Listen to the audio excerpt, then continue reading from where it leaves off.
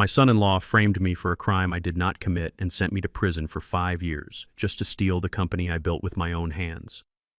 Every single month for 5 years he tried to visit me, not because he cared, but because he wanted to see if I was broken yet, and every single month I refused to give him the satisfaction. On the day of my release, I finally executed the plan I had been refining in the dark for 1,825 days. By the time the sun set that day, he was screaming and falling to his knees in the dirty snow, begging for a mercy I no longer possessed. Before I continue this story, please like and subscribe to the channel, and let me know in the comments where you are watching from. The heavy steel gate of the Illinois State Correctional Center slammed shut behind me with a final metallic thud that echoed in the freezing morning air. It was a sound I had dreamed of hearing for 5 years, but now that it was actually happening, I did not feel joy. I felt cold. The wind cut through my thin gray jacket like a knife made of ice. I was 72 years old, and all I had to my name was a clear plastic bag containing a change of clothes, a cheap watch, and $40 in cash. I stood there on the cracked concrete sidewalk, letting the biting wind numb my face. I took a deep breath. The air tasted of diesel fumes and winter frost, but it also tasted of freedom. My name is Otis King. For 40 years, I was the man who built Chicago. My hands, which are now rough and scarred from prison labor, once laid the foundations for skyscrapers and community centers. I started as a laborer mixing concrete until my back felt like it was breaking, and I ended up as the CEO of King Construction, one of the biggest black-owned contracting firms in the state. I had respect, I had a legacy, I had a family, and then I had nothing. I looked across the desolate parking lot expecting to see an empty road. I had no one coming for me. My wife Clara had passed away 10 years ago, God rest her soul. My daughter Jasmine had stopped taking my calls 3 months after the trial. I expected to walk to the bus stop alone, but I was not alone. Parked right in front of the gate, illegally occupying the space reserved for official vehicles, was a car that looked like a spaceship that had landed in a graveyard. It was a Porsche Panamera, jet black and polished to a mirror shine that reflected the gray sky. Leaning against it with his arms crossed over a cashmere coat that probably cost more than my lawyer's entire fee was Bradley Pierce, my son-in-law, the man who stole my life. He looked older than the last time I saw him in the courtroom. His hair was perfectly styled, and his teeth were blindingly white, but there were lines of stress around his eyes that even expensive creams could not hide. He was 38 years old, and he looked like he owned the world. He saw me and straightened up, flashing that shark-like smile that used to fool me into thinking he was a good man. "Otis," he called out, his voice smooth and confident, carrying over the wind. "You look terrible. Prison food didn't agree with you, I guess." I tightened my grip on my plastic bag. I wanted to walk over there and wipe that smile off his face with my fist. I wanted to scream at him for the lies he told the jury about me stealing from my own employee pension fund. I wanted to ask him how he slept at night knowing he had framed an old man just to take the CEO chair. But I did not do any of that. I had learned patience in my cell. I had learned that anger is a fire that burns you down while calculation is the ice that preserves you. I walked toward him slowly, letting my limp show a little more than necessary. I wanted him to see a broken old man. I wanted him to underestimate me. "Bradley," I said, my voice raspy from years of not speaking much. I didn't expect a welcome committee. He laughed, a short, dry sound that lacked any warmth. "Don't flatter yourself, old man. I am not here to welcome you. I am here to ensure you disappear properly." He reached into the inside pocket of his coat and pulled out a thick white envelope. He held it out to me with the tips of his gloved fingers, as if he was afraid he might catch poverty from my skin. "There is $5,000 cash in here," he said, "and a one-way bus ticket to Florida. It leaves in 2 hours from the downtown station. It is a nice retirement community, Otis. Sunshine, palm trees. You will like it." I looked at the envelope, but I did not take it.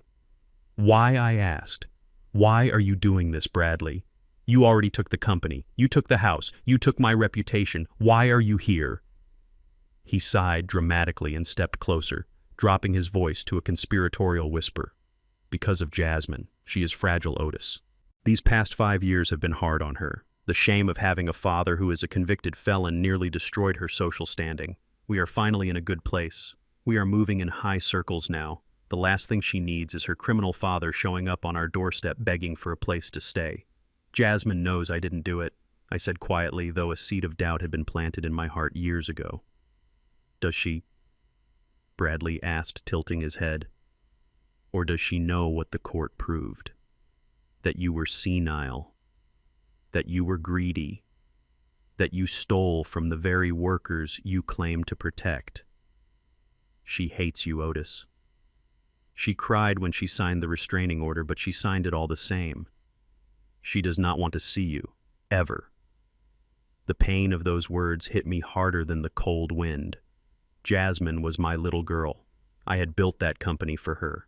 I had brought Bradley in as the CFO because I wanted to leave her in good hands. I treated him like the son I never had. I taught him the business. I invited him to Sunday dinners. And he repaid me by forging my signature on withdrawal slips and paying off witnesses to say I was losing my mind. I looked at the envelope in his hand again. $5,000. That was what he thought my life was worth. That was the price he was putting on my silence and my exile. Take it, Bradley urged, thrusting the envelope closer to my chest. Do not be stupid. You have nothing. Your bank accounts are frozen. Your credit is ruined. No one will hire a 72-year-old ex-con. This is Charity Otis. Take the money, go to Florida, and die quietly in the sun. It is the best offer you are going to get. I looked up from the envelope and locked eyes with him. For a second, I let the mask of the frail old man slip. I let him see the Otis King who used to negotiate multi-million-dollar contracts with mobsters and mayors alike. I let him see the fire that was still burning deep inside the ashes. Keep your money. Bradley, I said, my voice dropping an octave, steady and hard as granite. He blinked, surprised by the change in my tone. Excuse me, he said. I said keep it, I repeated. Use it to buy sleeping pills. Or maybe some good lawyers, because you are going to need them. Bradley stared at me for a moment, and then he burst out laughing. It was a loud, genuine laugh of disbelief. Are you threatening me? He asked, wiping a tear from his eye. You? Look at you, Otis. You are wearing clothes that smell like disinfectant. You are standing in the snow with a trash bag. I own the city. I am building the Pierce Tower, the tallest residential building in Chicago. I have the mayor on speed dial. You are a ghost. You are nothing. We will see about that, I said. I turned my back on him and started walking toward the road. I could hear him sputtering behind me, confused by my refusal. You are making a mistake, he shouted after me, his voice losing its cool composure.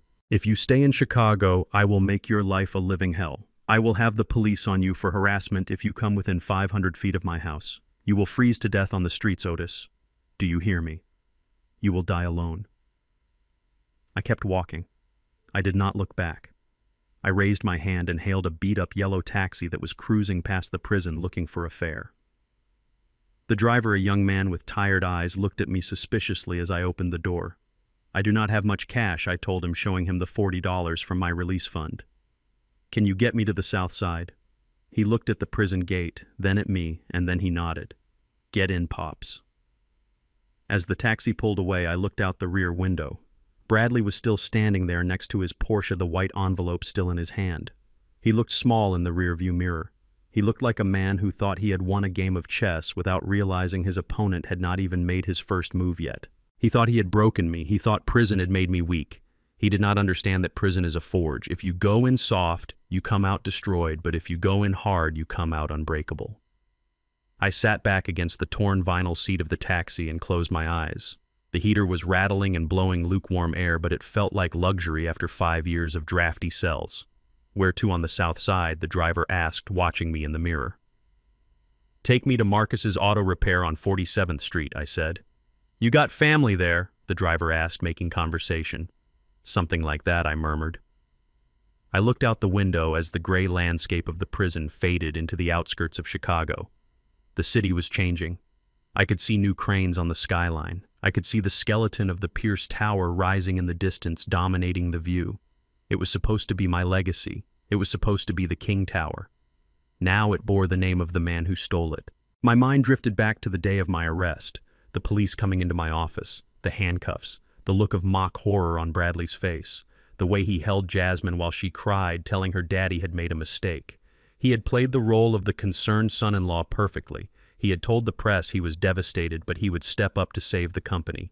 He had told the judge he wanted leniency for me because of my advanced age and mental decline. Mental decline. That was his masterstroke. He convinced the world I was a senile old fool who got greedy. I touched the breast pocket of my thin jacket. Inside, sewn into the lining so the guards would never find it, was a single piece of paper. It was folded so small it was barely a lump. It was old and worn, fragile to the touch. Bradley thought he had taken everything. He took the bank accounts. He took the deeds to the house. He took the company stocks. But he forgot the most basic rule of construction. You can own the building, but if you do not own the ground it sits on, you do not own anything. He had been so busy stealing the fruit that he never bothered to check who owned the roots of the tree. The taxi hit a pothole and jolted me back to the present. I winced as pain shot through my bad knee. I was old. My body hurt. I had no money. I had no home. My daughter thought I was a criminal. But as I looked at the city skyline coming closer, I felt a cold, hard smile spreading across my face. Bradley Pierce was right about one thing. I was a ghost. And ghosts are very good at haunting the people who murdered them. "Driver," I said, leaning forward, "step on it. I have a lot of work to do." The driver nodded and accelerated. We sped toward the city, toward the betrayal, toward the lies, and toward the retribution that was 5 years overdue. The king was back in his city, and he was coming for his crown. The yellow taxi rattled over the potholes of Lakeshore Drive, the suspension groaning with every bump. I leaned my head against the cold glass of the window, watching the city of Chicago blur past me. It was a city I had helped build, literally. I knew the steel skeleton inside the skyscrapers. I knew how deep the pylons went into the mud of the riverbank. But as we drove away from the prison and toward the south side, the towering glass buildings faded into the rearview mirror, replaced by the jagged skyline of the past. My mind drifted, pulled back by the gravity of a memory I had replayed every night for 5 years in my cell. I closed my eyes, and suddenly the smell of stale taxi air was replaced by the scent of expensive leather and freshly brewed coffee in my old office. It was 5 years ago. A Tuesday, the day my life ended. I was sitting at my mahogany desk reviewing the quarterly reports. Bradley Pierce, my son-in-law and CFO, walked in.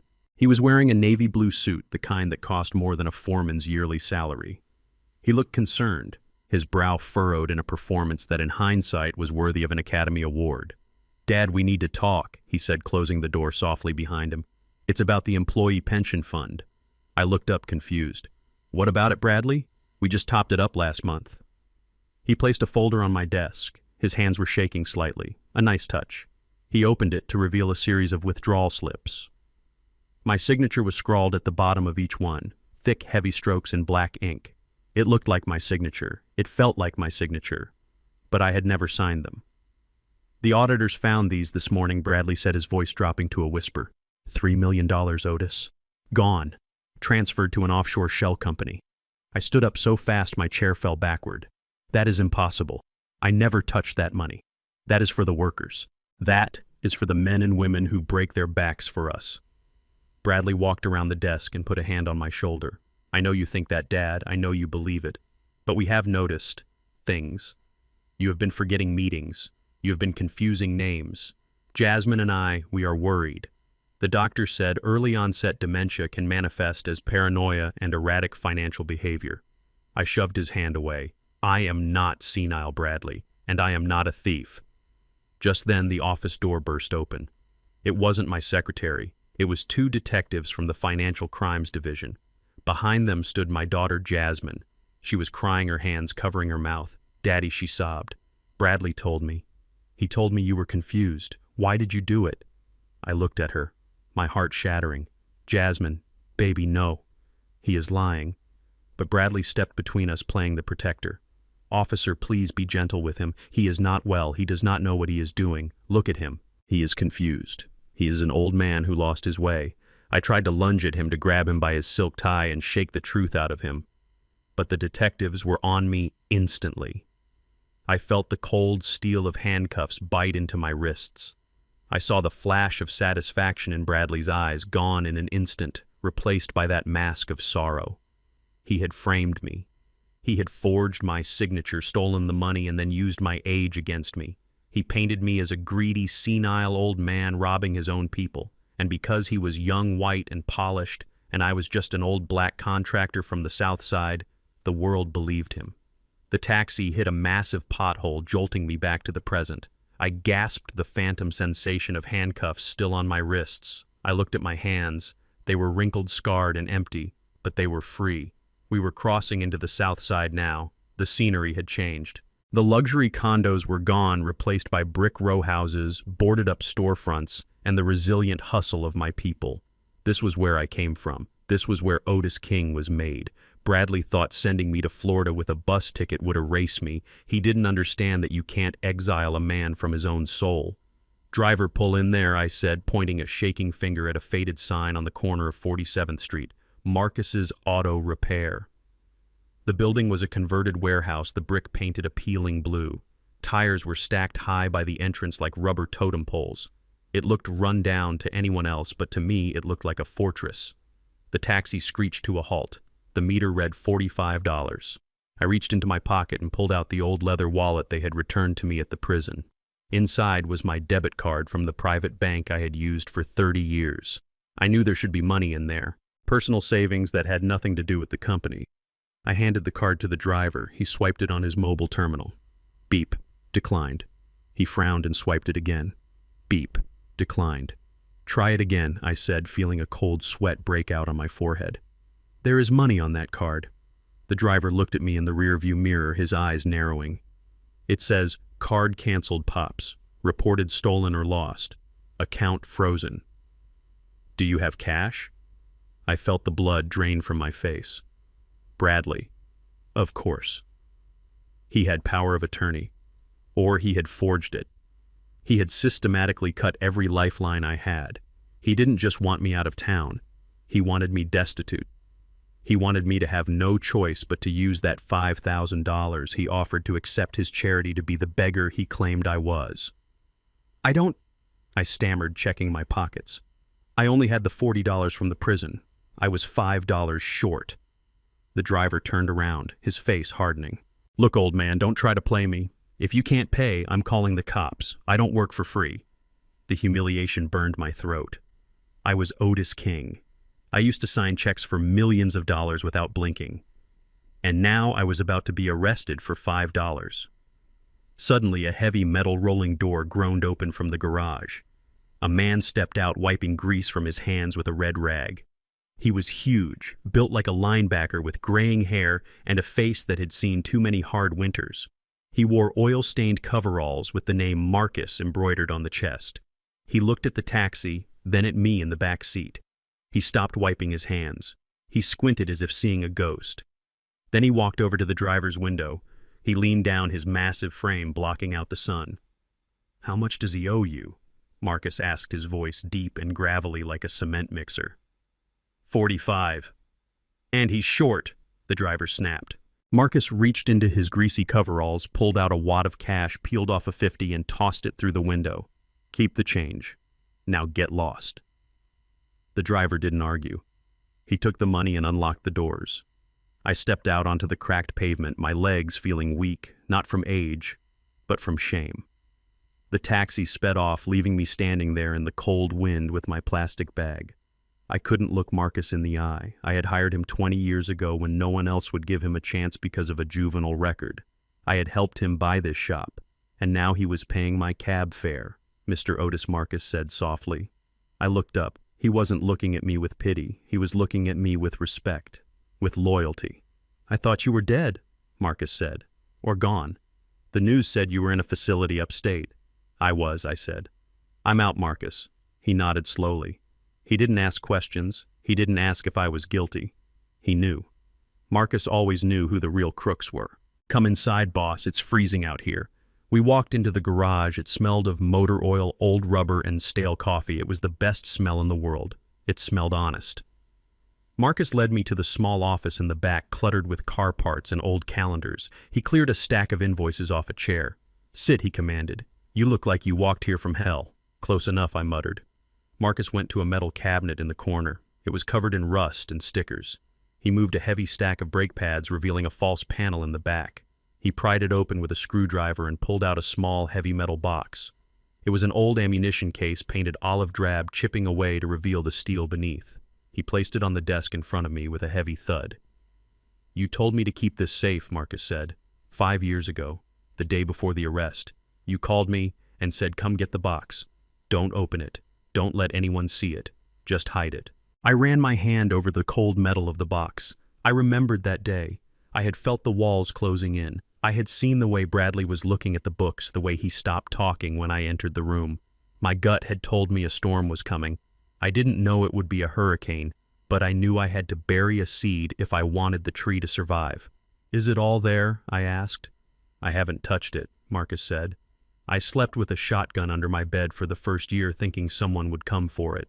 That son-in-law of yours, he sent people here once, suits, asking if you left anything. I told them you only left oil stains. They didn't come back." I opened the latch. It clicked loudly in the quiet office. Inside, wrapped in oilcloth to protect against moisture, were documents. Not money, not diamonds, paper. Yellowing, dense legal documents dating back 20 years. And underneath them, a small black ledger book. This box was the only thing Bradley hadn't stolen, because he didn't know it existed. "He thinks he blocked me, Marcus," I said, staring at the papers. "He canceled my cards. He took my house. He turned my daughter against me. He thinks money is the only power in this world." I looked up at Marcus. My eyes were dry. The shame was gone, replaced by a cold, calculating focus. He forgot where he came from. He forgot that before you build the penthouse, you have to dig the hole. Marcus grinned, revealing a gold tooth. "So what's the plan, boss? You want me to round up the boys? We can go down to that fancy glass tower of his and make some noise." "No," I said, closing the box. "Not yet. Noise is for amateurs. We are going to be quiet. We are going to be invisible. Bradley Pierce wants to play big business. He wants to play Monopoly." "Fine." I tapped the metal lid of the box. "I am going to remind him that I own the board. But first I need a phone, a burner. And I need to find Saul. Is he out yet?" Marcus nodded. "Saul Weathers. Yeah, he got out last month. He's working out of a basement on 63rd. Disbarred, broke, and angry. Just how you like them." "Perfect," I said. I stood up, grabbing my cane. The pain in my knee was still there, but I didn't feel it anymore. Adrenaline is a powerful painkiller. Bradley blocked my money. He thinks that stops me. He doesn't realize that in the South Side, currency isn't just numbers in a bank account. Currency is favors. Currency is loyalty. Currency is knowing where the bodies are buried and knowing who holds the shovel. Marcus handed me a prepaid phone from his drawer. "Welcome home, Mr. Otis," he said. I took the phone and dialed the number for Saul Weathers. It rang twice. "Yeah," a gravelly voice answered. "Saul, it's Otis," I said. There was a long pause, then a low chuckle. Well, well, the construction king returns. I heard you got a one-way ticket to Florida." "I missed the bus," I said. "Get your suit ready, Saul. We have a skyscraper to tear down." I hung up the phone and looked at Marcus. "Let's get to work." My son-in-law thought he had buried me. He was right, but he forgot that I am a seed, and it was time to grow. 63rd Street was not a place for men like Bradley Pierce. It was a place where the streetlights flickered and the pavement was cracked by the roots of stubborn weeds that refused to die. It was a place where hope was a currency harder to come by than gold. But for me, it was the perfect war room. I stood in front of a narrow brick building sandwiched between a liquor store and a payday loan shark. A faded neon sign in the window buzzed with an irritating hum reading simply, "Tax Services and Notary." This was the castle of Saul Weathers. Saul was a legend in the state penitentiary. He had been a high-flying corporate lawyer 30 years ago, the kind who wore three-piece suits and billed $500 an hour. Then he got caught moving money that shouldn't have been moved for clients who shouldn't have existed. He lost his license, his wife, and 10 years of his life to the state. But inside the walls, he was the oracle. He knew every loophole, every technicality, and every gray area in the law. We had shared a cell for 2 years. He taught me that the law isn't about truth. It is about paperwork. I pushed open the door. A bell chimed softly. The office smelled of old paper, cheap instant coffee and cigarette smoke. Piles of files were stacked from the floor to the ceiling, a labyrinth of legal chaos. Sitting behind a desk that looked like it had been salvaged from a dumpster fire was Saul. He looked exactly as I remembered: disheveled gray hair, a stain on his tie, and eyes that were sharper than a razor blade. He didn't look up from the file he was reading. "You are 5 minutes late, Otis. I thought you construction types were punctual." "Traffic was bad," I said, closing the door behind me and locking it, "and I had to make a stop." Saul finally looked up. He took off his reading glasses and grinned. It was the grin of a wolf who just smelled a wounded deer. "You got the box?" I placed the heavy metal ammunition case on his desk. It landed with a dull thud that shook his coffee mug. "I got the box," I said. Saul rubbed his hands together. "Beautiful. I have been waiting a month for this. Ever since I walked out of that gate, I have been dreaming about what is inside here." He reached for a bottle of cheap whiskey in his drawer and poured 2 shots into paper cups. He slid one across the desk to me. "To freedom," he said. "To justice," I corrected him. We drank. The liquid burned, but it woke me up. Saul leaned back in his creaky chair. "So, tell me the situation. How is the prodigal son-in-law?" "He met me at the gate," I said, sitting down on a folding metal chair. "He offered me $5,000 and a bus ticket. He told me he is building the Pierce Tower. He told me he owns the city." Saul laughed. "The Pierce Tower. I have seen the billboards. Luxury living in the sky. It is the biggest project in Chicago right now. He leveraged everything to build that, didn't he? Everything." I nodded. "He mortgaged the company assets. He took out loans against future earnings. He even tapped into the private equity of investors who think he is the next real estate messiah. He needs that tower to sell out completely just to break even." "And if it doesn't," Saul asked, his eyes gleaming, "if it doesn't, he is not just bankrupt. He is buried. The banks will come for him. The investors will come for him. And the feds will come for him, because I know for a fact he is moving money around to cover the construction delays." Saul tapped his fingers on the metal box. "So what is the play, Otis? Do we sue him for the company theft? We can try to reopen your case. Prove the signatures were forged." I shook my head slowly. "No, that is a loser's game. Bradley owns the judges in that district. He has a team of lawyers who will bury us in motions for 10 years. I will be dead before I see a day in court. You can't beat a man in a casino he owns, Saul. You have to burn the casino down." I pointed at the box. "Open it." Saul undid the latch and carefully unwrapped the oilcloth. He pulled out the stack of yellowing documents. He started reading, his eyes scanning the legal jargon with the speed of a machine. He flipped through the pages, mumbling to himself. Deed of sale, 20 years ago, purchase price, location. Wait. He stopped. He went back a page. He looked up at me, then back at the paper. He pulled a map of the city out from under a pile of trash and spread it on the desk. He traced a line with his finger. "Otis," he whispered. "This deed.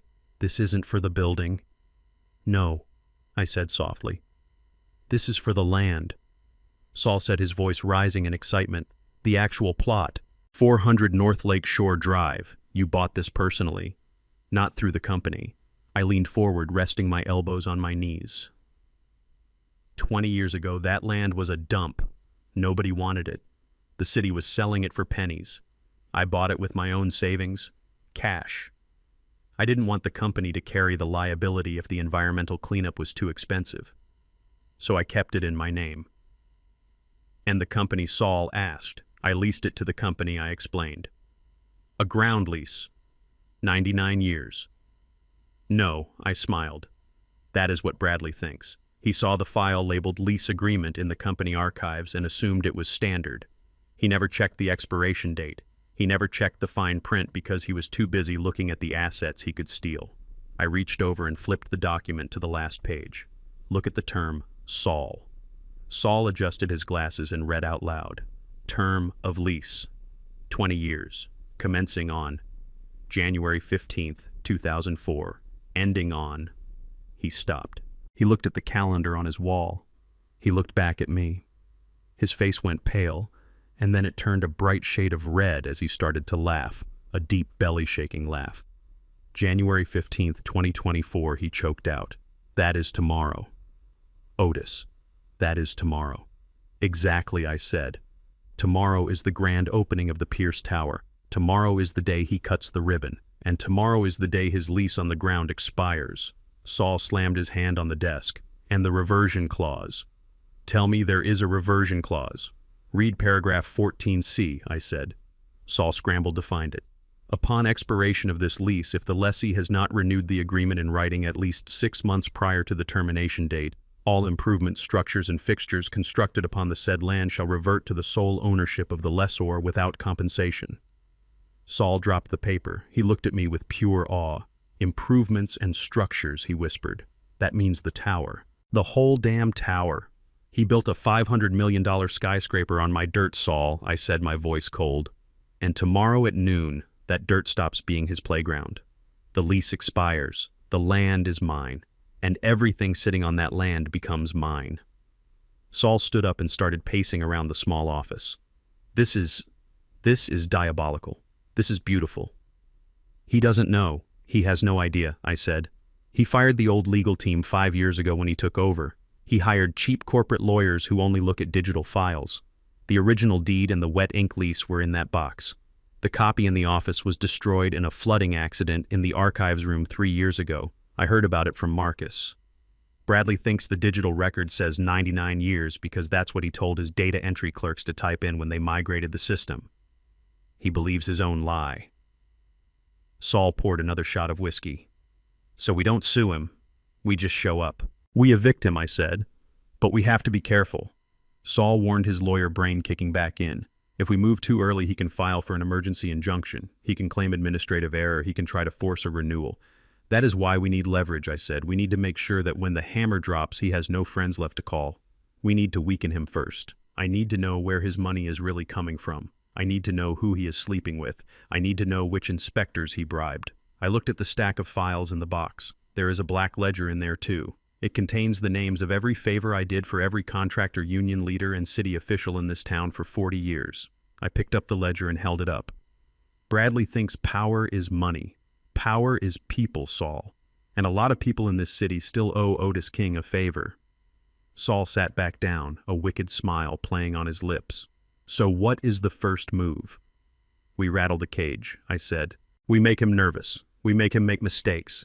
I want to hit his financing. I want the bank to get cold feet. Can you draft a letter? Something anonymous. Something that suggests there are structural issues with the foundation. Saul cracked his knuckles. I can draft a letter that will make the bank president wet his pants. I know exactly which regulations to cite. I will make it look like it came from a whistleblowing engineer. Do it, I said. Send it tonight. And what are you going to do? Saul asked. I am going to see my daughter, I said, standing up. Saul frowned. Is that wise? You said she signed a restraining order. I need to see her eyes.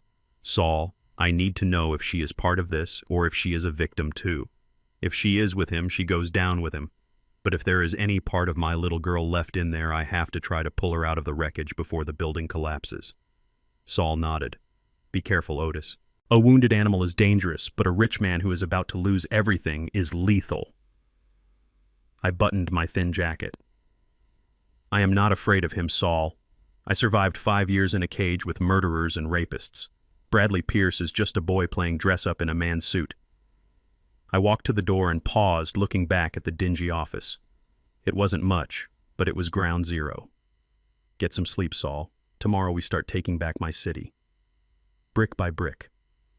I stepped out into the night. The wind was howling off Lake Michigan, bitter and relentless. It bit into my skin, but for the first time in years, I didn't feel the cold. I felt the heat of the fire burning in my chest. I walked down 63rd Street, my cane tapping a rhythm on the concrete. Tap, tap, tap. It was the sound of a countdown. Bradley Pierce was sleeping in my bed, living in my house, and running my company.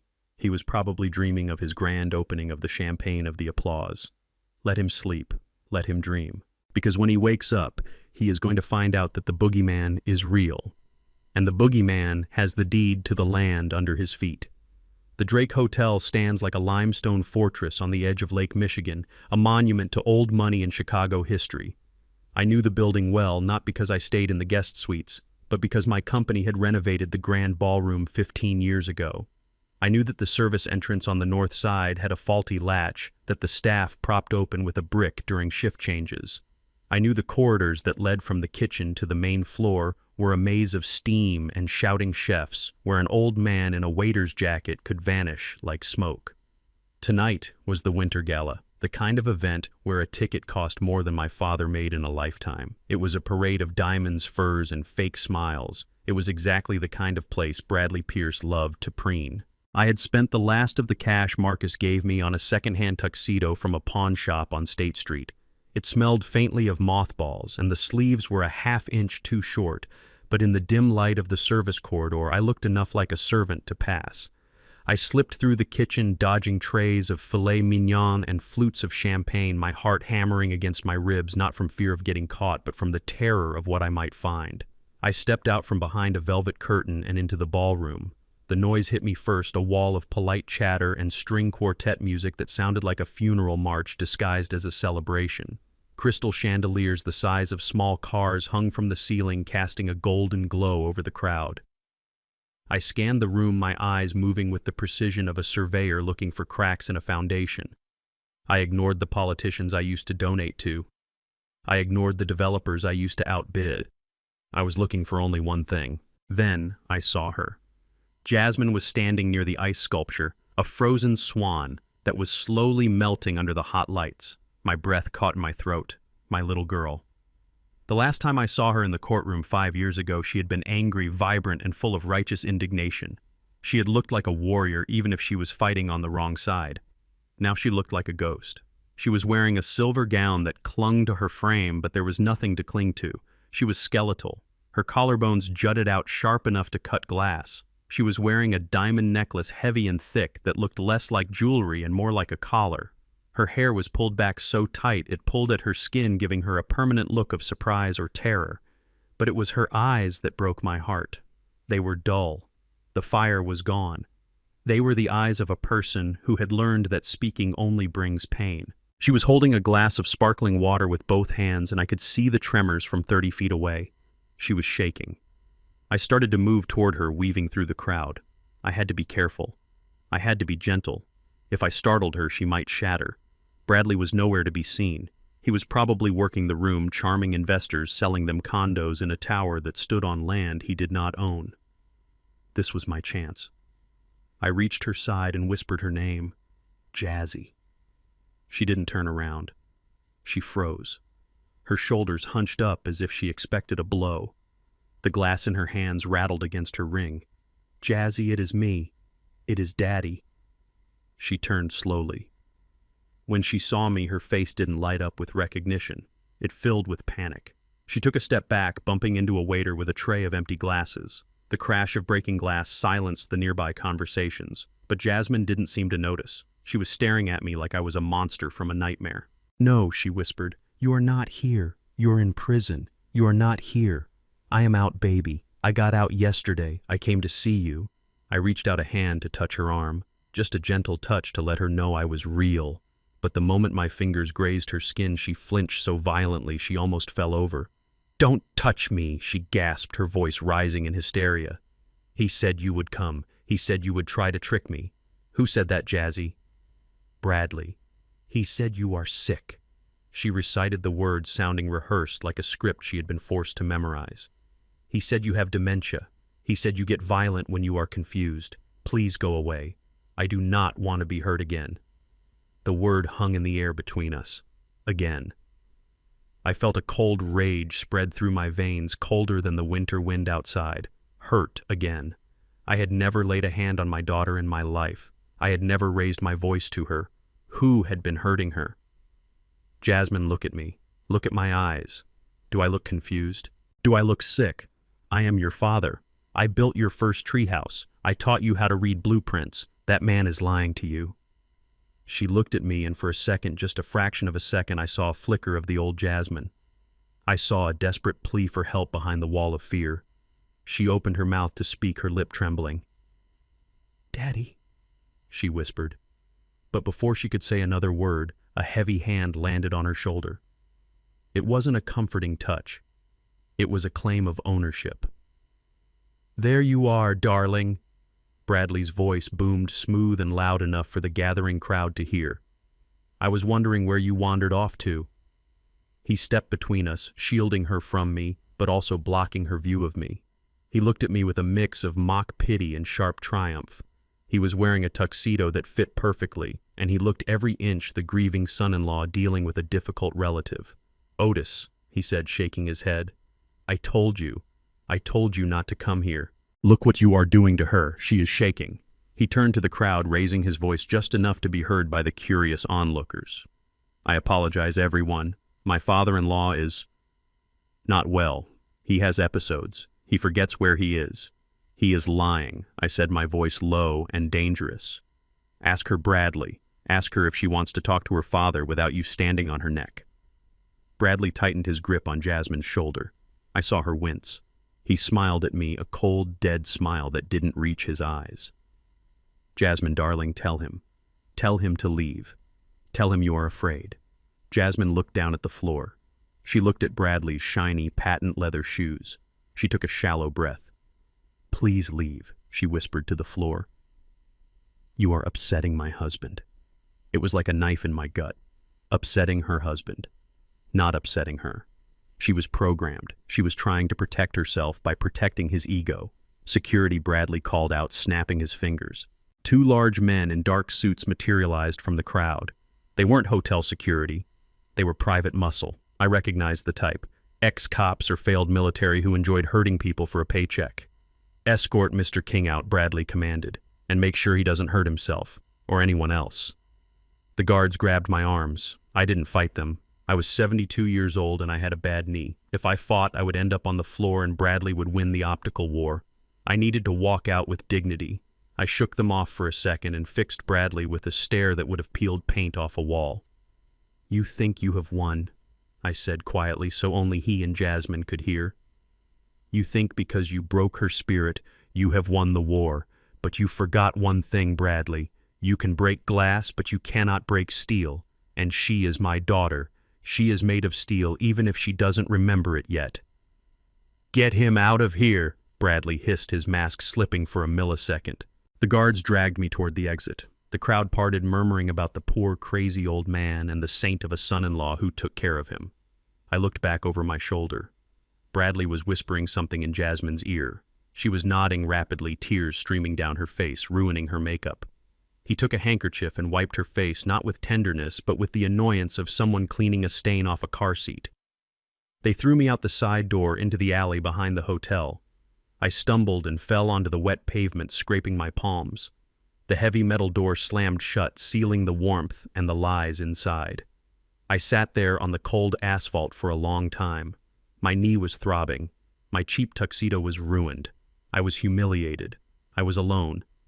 But as I sat there amidst the garbage dumpsters and the smell of rotting food, a change happened inside me. Before tonight, this was about business. It was about the land.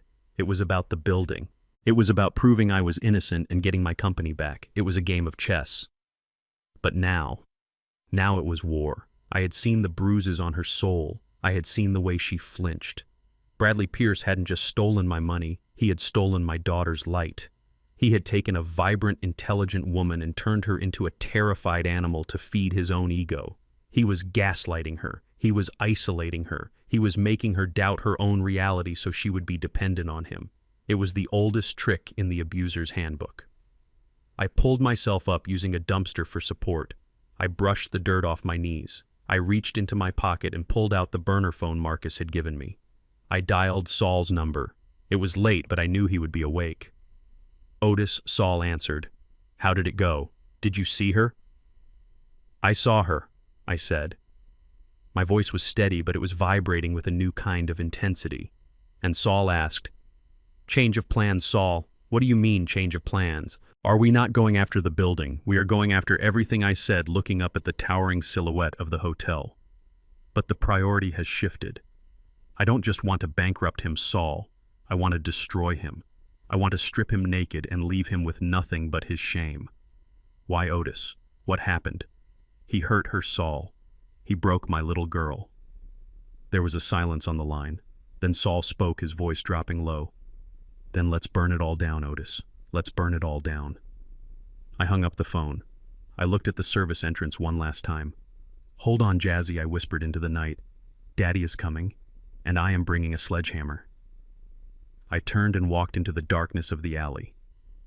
I wasn't just a businessman anymore. I wasn't just a contractor. I was a father. And God have mercy on the man who stands between a father and his daughter, because I certainly wouldn't. The morning after the gala, I did not wake up hungover. I woke up with a clarity that was sharper than a diamond cutter. The image of my daughter trembling in that ballroom was burned into my retinas. It fueled me. It replaced the blood in my veins with something colder and more efficient. I was done grieving. It was time to go hunting. I arrived at Saul's office before he did. I sat on the stoop watching the sunrise over the cracked pavement of 63rd Street drinking coffee from a styrofoam cup. When Saul finally shuffled up the sidewalk looking like he had slept in his suit, he didn't say hello. He just unlocked the door and waved me inside. "We have a problem," Saul said, tossing his briefcase onto the desk. Or rather, an opportunity, depending on how you look at it. He pulled out a sheaf of papers. They were printouts from a hacking forum he frequented. Saul might have been disbarred, but he still knew people who could find things that were not meant to be found. "Bradley is broke," Saul said. I frowned. "I saw him last night, Saul. He was wearing a $5,000 tuxedo. He is building a skyscraper." "He is cash poor," Saul corrected. "He is leverage rich. There is a difference. That tower is consuming cash like a furnace. He is over budget by $40 million. The suppliers are demanding payment up front because his credit rating is taking a hit. He needs a bridge loan. A big one. $50 million to finish the interiors and get the occupancy permit." I leaned forward. Who is lending him that kind of money? "The major banks blacklisted him last year. First City Bank," Saul said. "They are hungry for a landmark project. They are about to sign off on the loan. The closing is scheduled for this Friday." I looked at the documents. It was a standard loan application, but then my eyes caught something on page 4. Under the section titled Key Personnel and Corporate History, Bradley had listed me. Otis King, founder, senior advisor. My hand curled into a fist. He put my name on the application. He framed me. He sent me to prison. He told the world I was senile. And now he was using my name and my 50-year reputation for honesty to secure a loan. "He is using your ghost to co-sign his debt," Saul said, lighting a cigarette. "The bank feels safer knowing the legendary Otis King is still attached to the company, even if it is just in an advisory role. They don't know you are estranged. They don't know he stole it. They just see the name King and they see dollar signs." "This is fraud," I said, my voice low. "It is fraud." Saul agreed, "But if we report it as fraud, it triggers an investigation. That takes months. Bradley gets the money this Friday. By the time the fraud is proven, he will have spent it. We need to stop the money now. Today." I stood up and walked to the window. I watched a city bus struggle through the slush. I thought about how buildings are made. You start with the foundation. If the foundation is rotten, it doesn't matter how pretty the penthouse is. "Bradley has a secret," I said, turning back to Saul. Saul raised an eyebrow. "Which one?" "The man has more skeletons than a graveyard. 3 years ago, before the trial, I was reviewing the concrete pours for the West Side Community Center project. Bradley was in charge of procurement. He switched suppliers at the last minute. He bought substandard concrete from a shell company he owned to pocket the difference." "I remember that," Saul said. "But we never found proof." "I didn't have the proof then," I said. "But I kept the core samples." Saul froze. "You kept the samples." I nodded. "I have a cylinder of cured concrete from that pour sitting in Marcus's garage. It looks fine on the outside, but if you stress test it, it crumbles at 60% of the required load. If that community center ever has a packed house and the beat drops too hard, the floor could give way." Saul grinned a slow, predatory grin. "And if the bank knew that the CEO of King Construction has a history of using fraudulent materials on public projects, they would view the Pierce Tower as a toxic asset," I finished. "Banks hate risk, Saul. They are cowards. They run at the first sign of trouble." Saul pulled a typewriter out from under his desk, an actual mechanical typewriter. "Why not use a computer?" I asked. "Digital footprint," Saul said, tapping his temple. "Printers leave invisible codes. Typewriters are anonymous. We are going to write a letter, a concerned whistleblowing engineer who just can't sleep at night anymore." We spent the next hour drafting the letter. We didn't sound angry, we sounded technical. We cited the batch numbers. We cited the specific dates of the pour. We cited the exact stress test ratios that were falsified. It was a masterpiece of corporate sabotage. To the chief risk officer at First City Bank, it has come to my attention, latent structural defects, potential class action liability. When we were done, Saul put the letter in a plain brown envelope. He didn't lick it. He used a damp sponge to seal it to avoid leaving DNA. "I will have a courier run this over," Saul said. "It will be on the VP's desk by lunch." And then I asked. "And then we wait," Saul said. I couldn't just wait. I needed to see. I needed to know if the arrow had hit its mark. I took the bus downtown.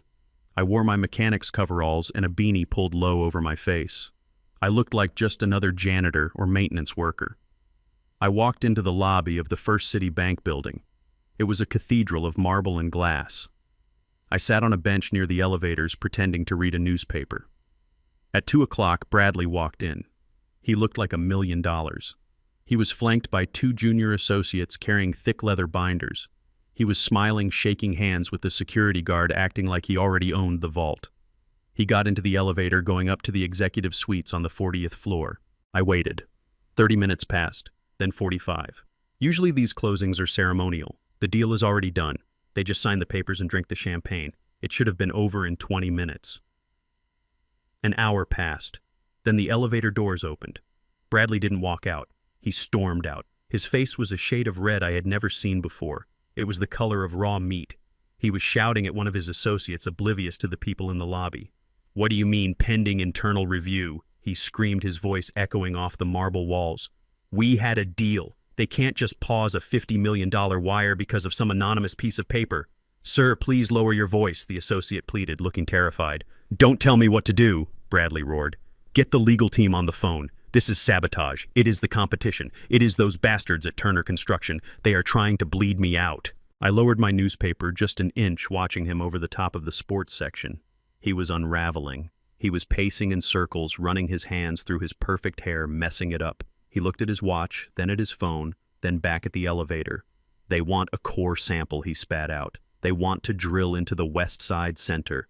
Do you know how long that takes? Do you know what happens to my interest rates if we miss the payment to the steel guys tomorrow?" He kicked a trash can, sending it skidding across the polished floor. Security started to move toward him. I sat there perfectly still. I felt a grim satisfaction settling in my chest. It wasn't happiness. It was darker than that. It was the feeling of a judge reading a verdict. Bradley looked around the lobby, his eyes wild. For a second, his gaze swept over me. I held my breath. But he didn't see Otis King, the founder of his company. He didn't see his father-in-law. He just saw an old black man in dirty coveralls reading a newspaper. To him, I was furniture. I was invisible. He pulled out his phone and dialed a number. "Jasmine," he barked into the phone. "No, I am not coming home for dinner. The deal didn't close. No, don't ask me why. Just, do we have any liquid cash in the joint account? Well, transfer it, all of it. I don't care if it's for the Gala Charity Fund. I need liquidity now." He stormed out through the revolving doors into the cold Chicago afternoon, leaving his terrified associates trailing behind him like beaten dogs. I waited 5 minutes, then I stood up. I folded the newspaper and placed it neatly on the bench. I walked out of the bank, not through the revolving door but through the side exit. I walked to the nearest payphone and called Saul. "He just left," I said. And Saul asked. "He is bleeding," I said. "He thinks it is the competition. He thinks it is Turner Construction." "Good," Saul chuckled. "Let him chase shadows. While he is looking at his competitors, he won't be looking at his feet." "What is the next step?" I asked.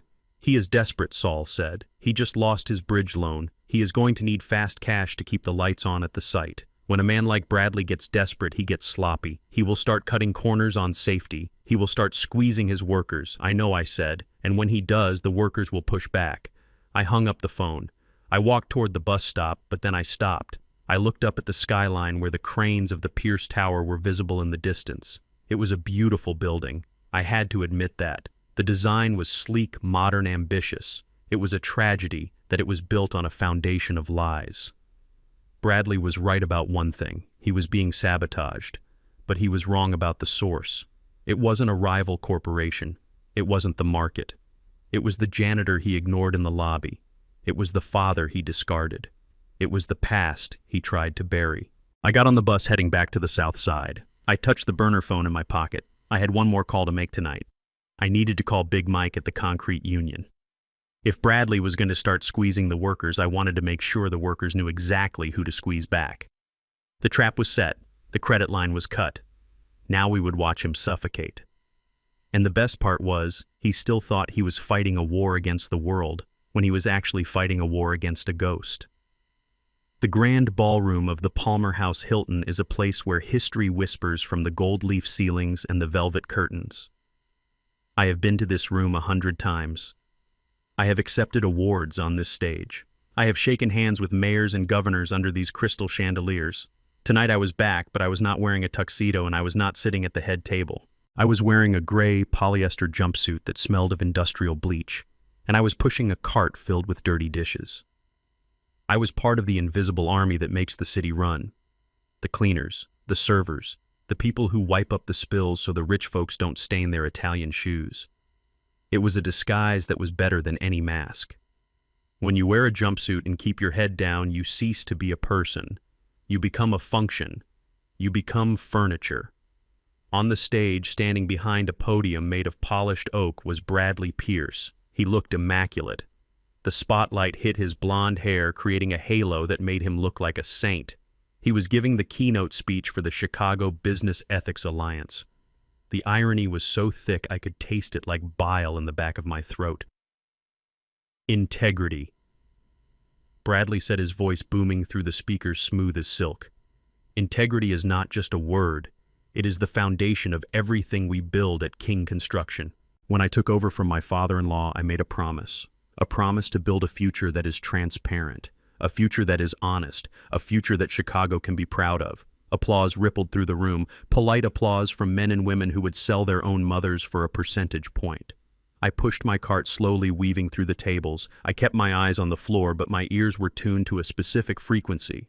I was looking for table 4, the VIP table, the table where the money sat. Sitting there were 3 men I had known for 30 years, Robert Sterling, Michael Chang, and David Ross. These were the men funding the Pierce Tower. They were the private equity sharks who had poured millions into Bradley's dream because they thought it was a sure thing. They were also men who didn't read the fine print because they trusted the name on the door. I stopped my cart right behind Robert Sterling. He was cutting into a piece of prime rib, oblivious to the world. He was a man who valued loyalty but valued profit more. 5 years ago when I was arrested, he didn't call. He didn't ask if I was innocent. He just moved his money to the next horse in the race. I reached out and picked up an empty wine glass from the table. I leaned in close, my face inches from his ear. To anyone watching, it looked like a waiter whispering an apology for reaching across the table. "Hello, Robert," I whispered, my voice low and gravelly. He stiffened but didn't turn around. He probably thought I was asking for a tip. "It is Otis," I said. "Don't turn around. Just listen." He froze. His fork hovered halfway to his mouth. "You are sitting on a time bomb, Robert." I continued, pouring water into his glass with a steady hand. "Ask your lawyers about Clause 19B in the ground lease for the Pierce Tower. Ask them what happens when the lease expires tomorrow at noon." I saw the color drain from his neck. It went from flushed pink to a sickly shade of gray. 19B, I repeated. "The land reverts to the owner, and Bradley doesn't own the land, Robert. I do." I moved to the next chair. Michael Chang looked up at me, annoyed that a busboy was hovering so close. "Clause 19B. Michael," I whispered. "You are funding a building that is about to be repossessed. Get your money out while you can." I didn't wait for a reaction. I pushed my cart away, moving toward the kitchen doors. I didn't need to see their faces to know what was happening. I could feel the panic starting to radiate from table 4 like heat from a fire. I glanced back. Robert Sterling had dropped his fork. It clattered loudly against the fine china. He was fumbling for his phone, his hands shaking. Michael Chang was already typing furiously on his BlackBerry, his face pale. David Ross was whispering urgently to his assistant, who looked like she was about to faint. The ripple effect was immediate. In a room full of sharks, the scent of blood travels fast. People at the neighboring tables saw the panic at the VIP table. They saw the frantic phone calls. They saw the whispered conversations that were suddenly much more interesting than the speech on stage. Bradley noticed it too. From his vantage point on the stage, he could see everything. He saw his biggest investors ignoring him. He saw the disturbance in the force. He faltered in his speech, stumbling over a word. "We believe in transparency," he stammered. His eyes scanned the room, looking for the source of the distraction. And then they landed on me. I was standing near the exit, my hand on the swinging door. I looked back at him. I wasn't hiding anymore. I lifted my chin. I locked eyes with him across the room of 500 people. He stopped speaking mid-sentence. The silence in the room was deafening. The microphone let out a high-pitched squeal of feedback, but no one moved. Bradley stepped down from the podium. He didn't walk down the stairs. He jumped. He marched through the crowd, his face twisting from the benevolent CEO into the arrogant bully I knew so well. He pushed past a waiter, nearly knocking a tray of drinks over.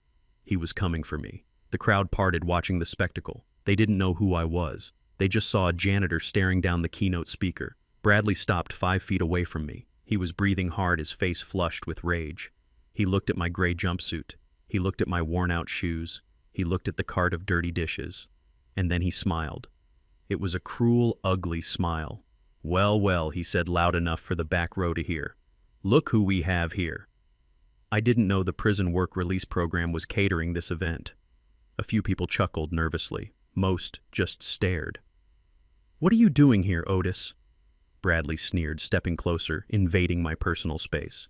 "Did you run out of that charity money already? Are you here to beg from my friends?" I stood my ground. I didn't flinch. I gripped the handle of my cart, my knuckles white but my face calm. "I am just working, Bradley," I said, my voice steady. "Just cleaning up the trash." He laughed, a harsh barking sound. "Cleaning up, that is rich. You were always better with a broom than a balance sheet, Otis. That is why you are where you are. And that is why I am where I am." He looked around the room, playing to the audience. He wanted to humiliate me. He wanted to show everyone that I was beneath him. He wanted to crush me so completely that I would never dare to show my face again. He reached into his pocket and pulled out a money clip. It was gold encrusted with diamonds. He peeled off a crisp $100 bill. "You know what," he said, holding the bill up like a trophy. "I feel generous tonight. Here, take this. Go buy yourself a bus ticket out of town. Or maybe a bottle of cheap gin to drown your sorrows." He didn't hand it to me. He crumbled it into a ball and threw it. It hit my chest and fell to the floor, landing on the plush carpet right between my work boots. "Pick it up," Bradley commanded. "Pick it up. That is more money than you make in a week." The room was silent, absolutely silent. Even the air conditioning seemed to stop humming. Hundreds of eyes were on me, waiting to see if the old man would break, waiting to see if I would bend my knee for a scrap of paper. I looked down at the money. Ben Franklin stared back at me from the floor, crumpled and disrespected. Then I looked up at Bradley. I smiled. It wasn't a smile of defeat. It was a smile of pity. "No, thank you," I said. Bradley's eyes widened. "What did you say?" I said, "No, thank you." I repeated, my voice projecting clear and strong. "I don't need your money, Bradley, but you should keep it. You are going to need every cent when the lawyers call you in the morning." I stepped over the money. I didn't kick it. I didn't spit on it. I just stepped over it as if it was a piece of gum on the sidewalk. I pushed my cart forward, forcing Bradley to step aside or be run over. He stumbled back, his composure cracking. "Get out of here," he screamed, losing control. "Security, get this trash out of here." I kept walking. I walked past the stunned guests. I walked past Robert Sterling, who was now shouting into his phone, his face a mask of terror. I walked past Michael Chang, who was packing up his briefcase, looking like he was about to flee a sinking ship. As the kitchen doors swung shut behind me, cutting off the noise of the ballroom, I heard the chaos erupt. I heard the murmurs turning into shouts. I heard the sound of investors panicking. I walked into the steam and noise of the kitchen and stripped off the gray jumpsuit. Underneath, I was wearing my own clothes. Old clothes, but clean clothes. I walked out into the cold Chicago night. The wind hit my face, but it felt warm. I didn't pick up the $100. I left it there on the floor. Let him have it. Let that be the last money he ever sees. Because tomorrow when the clock strikes 12, Bradley Pierce wouldn't just be poor, he would be trespassing. I took a deep breath of the city air. It smelled of exhaust and snow and victory. Clause 19B. It was just a few lines of text on a piece of paper. But tonight those few lines were heavier than a wrecking ball, and I had just swung it right at the glass jaw of the Pierce Tower. Silence is the most expensive sound in the construction business. When you are building a skyscraper, every minute of silence costs thousands of dollars. Labor costs, equipment rental, interest on the loans. A quiet job site is a tombstone, and the Pierce Tower was officially dead quiet. I sat in the passenger seat of Marcus's beat-up tow truck parked across the street from the construction site. I rolled down the window and took a deep breath of the freezing air. It tasted sweet. Through the chain-link fence I could see the chaos unfolding. It wasn't the chaos of work, it was the chaos of a shutdown. 3 city inspectors wearing bright yellow vests and hard hats were walking around the site like they owned it.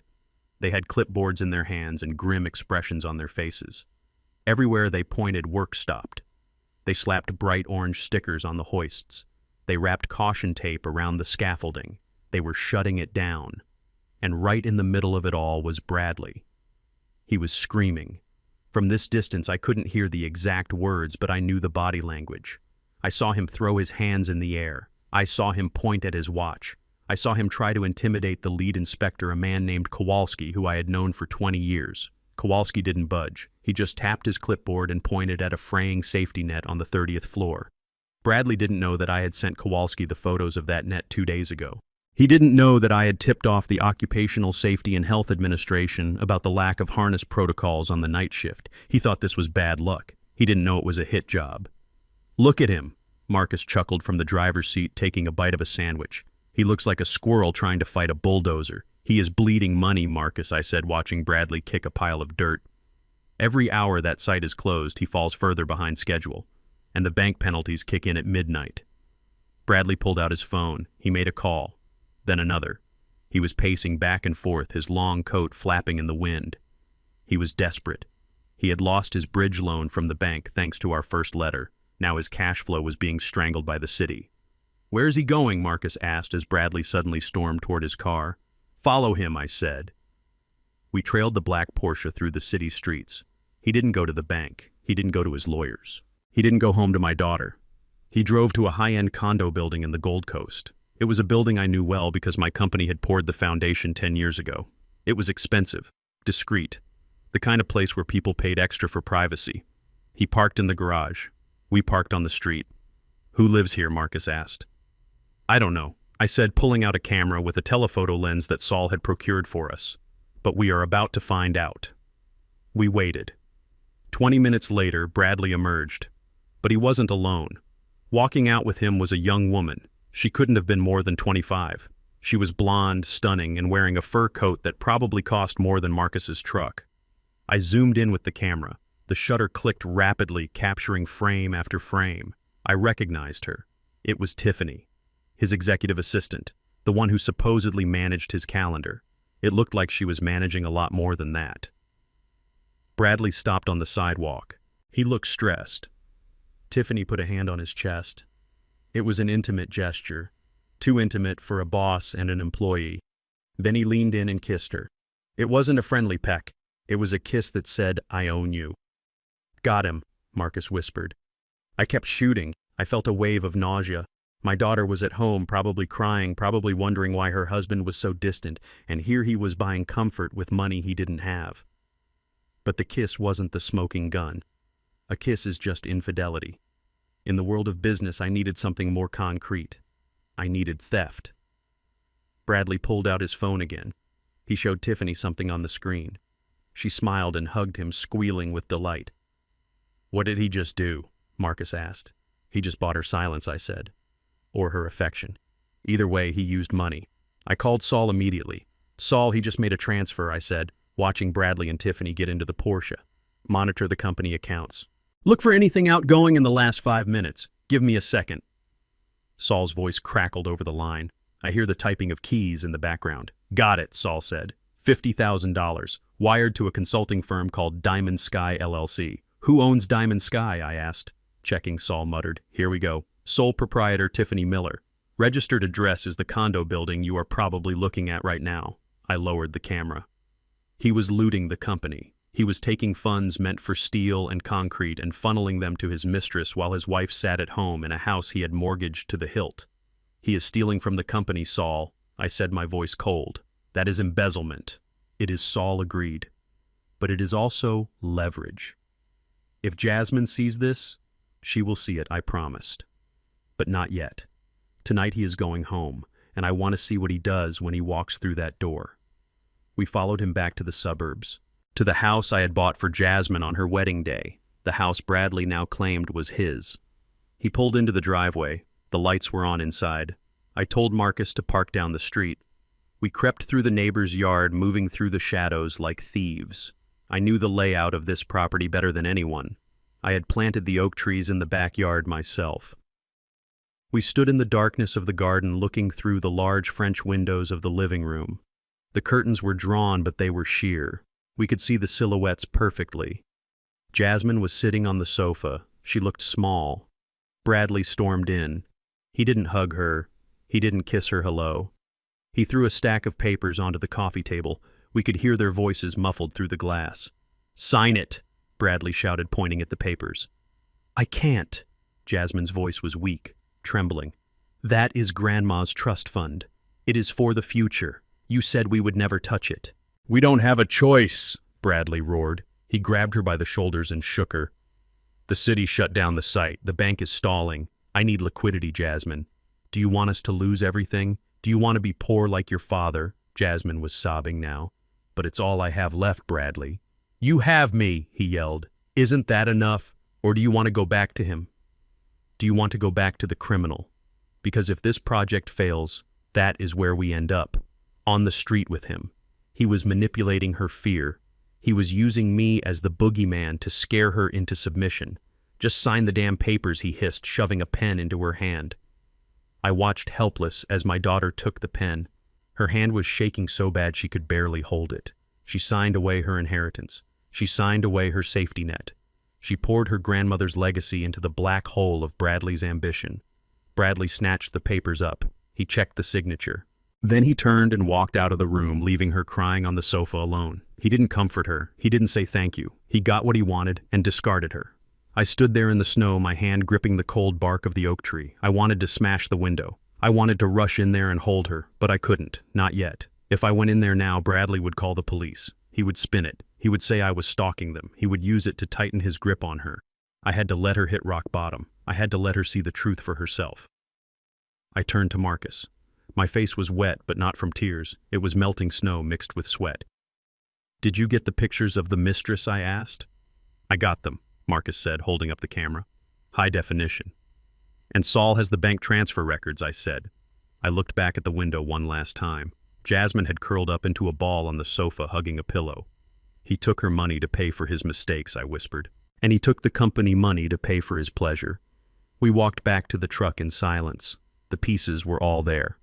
We had the embezzlement, we had the infidelity, we had the structural fraud, and tomorrow we would have the land. Bradley Pierce thought he had just solved his cash flow problem. He thought he had bought himself another week of life. He didn't know that he had just signed his own death warrant. By forcing Jasmine to sign those papers, he had crossed the final line. He hadn't just stolen from me anymore. He had stolen from the women of my family. I climbed into the truck and slammed the door.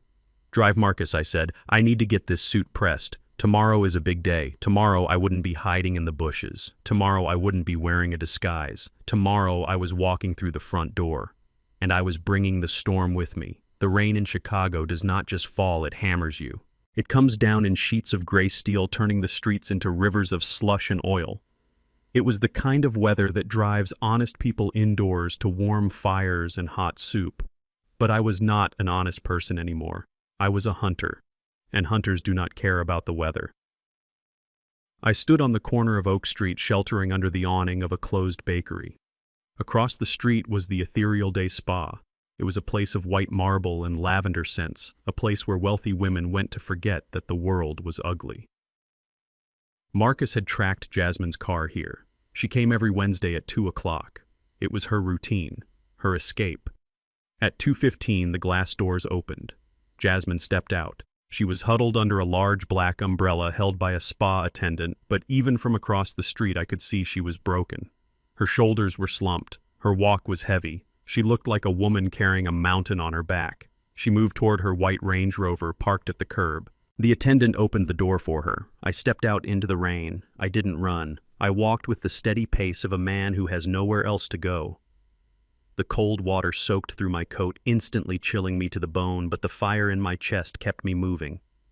I reached the car just as the attendant closed the door. Jasmine was in the driver's seat, fumbling with her keys. She looked up and saw me standing in the downpour outside her window. Her eyes went wide. She hit the lock button so hard I heard the click through the glass.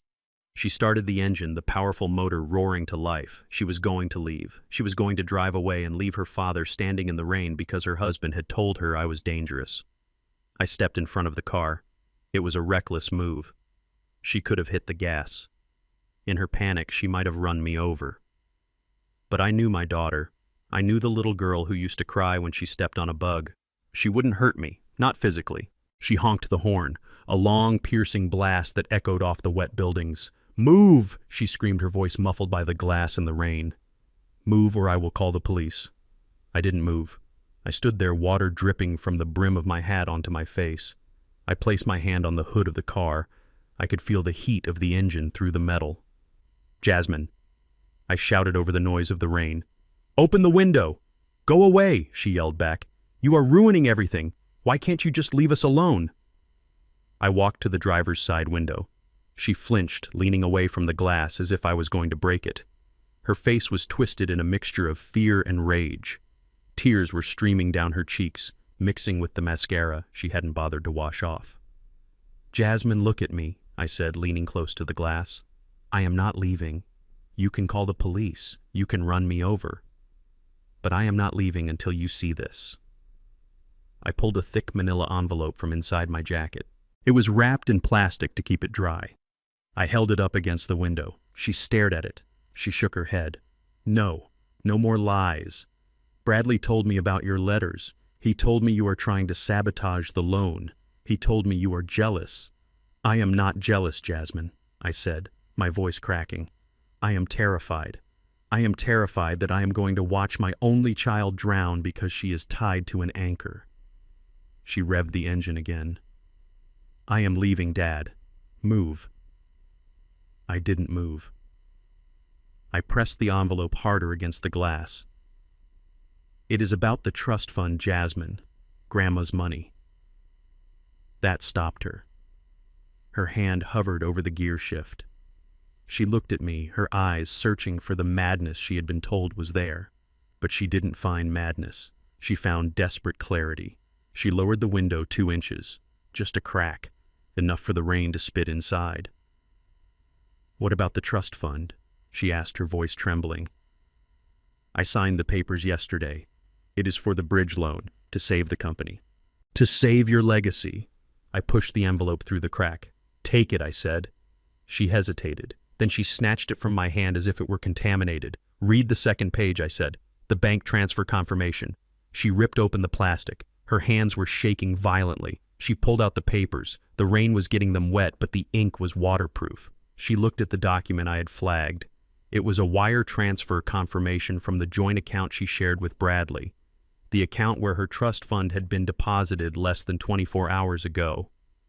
Amount $200,000. Recipient Diamond Sky LLC. "What is this?" she asked, looking up at me confused. "What is Diamond Sky? Is it a contractor? Is it for the steel?"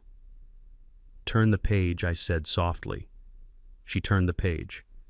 It was a corporate registration document for Diamond Sky LLC. Owner Tiffany Miller. Address 550 North Lakeshore Drive. Apt 12B. "Tiffany," she whispered. His assistant. "Read the memo line on the transfer, Jasmine." She looked back at the first page. In the memo field, Bradley had written something. He was arrogant. He thought no one would ever see this. He thought he was untouchable. "Consulting fees. Paris trip booking." "Paris." Jasmine breathed. She looked at me. "He said he was going to Paris next month to meet investors. He said he was going alone to save money. He is taking her, Jasmine," I said. "He is taking your grandmother's money, the money you save for your future children, and he is using it to take his mistress to Paris." "No," she cried, throwing the papers onto the passenger seat. "No, this is fake. You forged this. You are good at forgery, Dad. That is why you went to prison." Bradley told me. He said, "You are a master manipulator." I reached into my pocket and pulled out the second item. It wasn't a document. It was a stack of photographs, the ones Marcus and I had taken outside the condo. "I didn't want to show you these," I said, feeling my heart break. "I wanted to protect you from this part. But you need to see the truth." I slid the photos through the window. She didn't want to look. She turned her head away. But curiosity is a powerful force. Slowly, she looked down. The first photo was Bradley and Tiffany walking out of the building. The second photo was Bradley kissing her. The third photo was Tiffany laughing, wearing a long white fur coat. Jasmine gasped, a sound of pure physical pain. She reached out and touched the photo of the coat. That coat, she whispered. What about it? I asked. I saw the charge, she said, tears spilling from her eyes. On the credit card last week, $5,000. I asked him about it. He said it was a gift for a client's wife. He said we had to spend money to make money. She looked at the woman in the picture, the woman wearing the coat bought with family money, the woman kissing her husband. She looked up at me. The anger was gone. The fear was gone. In their place was a gaping hole of devastation. Daddy, she whimpered. The word sounded like it came from a 5-year-old. I reached through the window and took her hand. Her fingers were ice cold. He lied to us both, baby, I said. He framed me to get the company, and he used you to get the money to keep it. He doesn't love you, Jasmine. He loves what you can give him. She slumped against the steering wheel, sobbing uncontrollably. The sound of her crying mixed with the drumming of the rain, creating a symphony of misery. I am so stupid, she choked out. I signed everything. I gave him everything. He told me I was the only one who believed in him. He told me I was his rock. You are not stupid, I said, squeezing her hand. You are loyal. You have a big heart just like your mother. He used that against you. That is what predators do. They find the kindest person in the room and they bleed them dry. She looked at the photos again. The reality was sinking in. The betrayal wasn't just financial. It was personal. It was intimate. He is evil, she whispered. I nodded. Yes, he is. But he is also careless. And he is about to lose. I pulled my hand back. The rain was soaking through my coat, but I didn't care. Jasmine, listen to me. Tomorrow is the opening of the tower. Do you know about the ground lease? She shook her head, wiping her eyes. No. What ground lease? Of course you don't. He kept that from you too. Tomorrow at noon, the land under that tower reverts to me. The building becomes mine. I am going to take it all back, Jasmine. The company, the name, everything. She looked at me stunned. You own the land. I always did. Then why didn't you say anything before? Because I needed to see whose side you were on, I said honestly, and I needed you to see who he really is. She looked at the dashboard. She looked at the papers scattered on the seat, the evidence of her husband's theft, the evidence of his infidelity. What do I do? She asked. Her voice was stronger now, harder. Go home, I said. Act normal. Do not tell him you saw me. Do not tell him about the photos. Let him think he has won. Let him think he has the money. But he is stealing from me, she said, her hands gripping the steering wheel. He has already stolen it, I said. But if you play your part, we can get it back. Can you do that? Can you look him in the eye and lie to him the way he has lied to you for 5 years? She took a deep breath. She looked in the rearview mirror and wiped the mascara from her cheeks. She fixed her hair. He destroyed our family, she said. He made me hate my own father. Yes, I said. She looked at me. Her eyes were red, but they were clear. The fog of gaslighting was lifting. I can do it, she said. Good. Tomorrow come to the opening. Stand by his side. Smile for the cameras. And when I walk in, just step aside. I will, she promised. I stepped back from the car. I felt a weight lift off my chest. I had my daughter back. She was wounded, she was bleeding, but she was back. Drive safe, Jazzy, I said. Daddy, she called out just as she was about to roll up the window. Yes, I am sorry. For everything. For not visiting. For believing him. I smiled.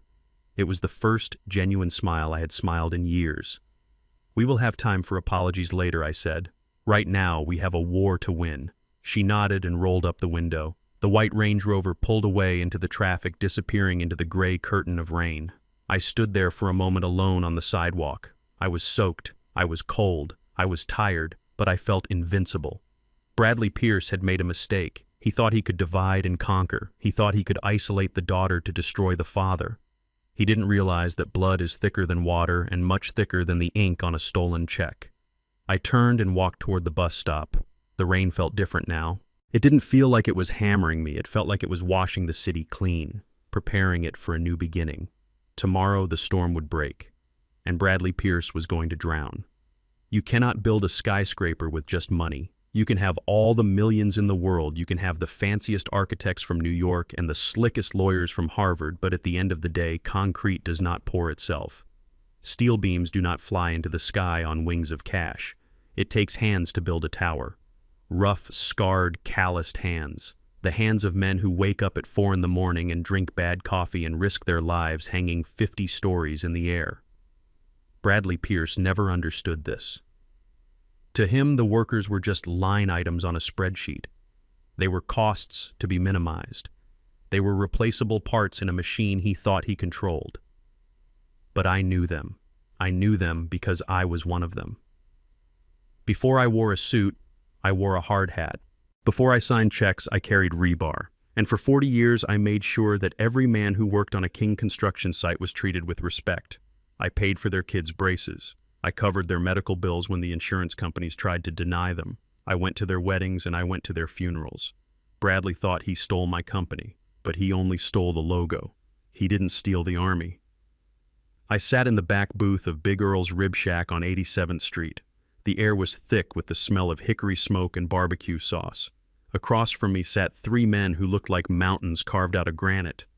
Big Mike, the head of the concrete union, Sal, the foreman of the electrical brotherhood, and Pops Jenkins, who had been running the plumbing crews in this city since before Bradley was born. They looked at me with eyes that had seen too much. They knew I had been to prison. They knew what the papers said. But they also knew the truth because they knew the man. Otis, Big Mike said, his voice rumbling like a cement mixer. "We heard you were back. We heard you were staying quiet. I said, dipping a fry into the sauce. But silence doesn't work with a man like Bradley. He thinks he can treat you like dogs. I heard he cut the overtime pay last week." Sal slammed his hand on the table. He cut the overtime and he cut the safety budget. He switched to cheap harnesses, Otis, cheap Chinese knockoffs. "One of my boys slipped yesterday. If that line had snapped..." "He won't stop," I said calmly. "He is bleeding money.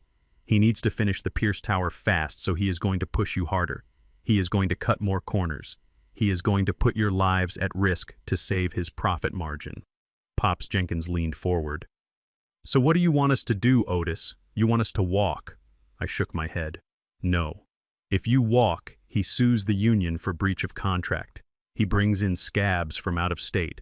We have to be smarter than that. We don't strike." We pause.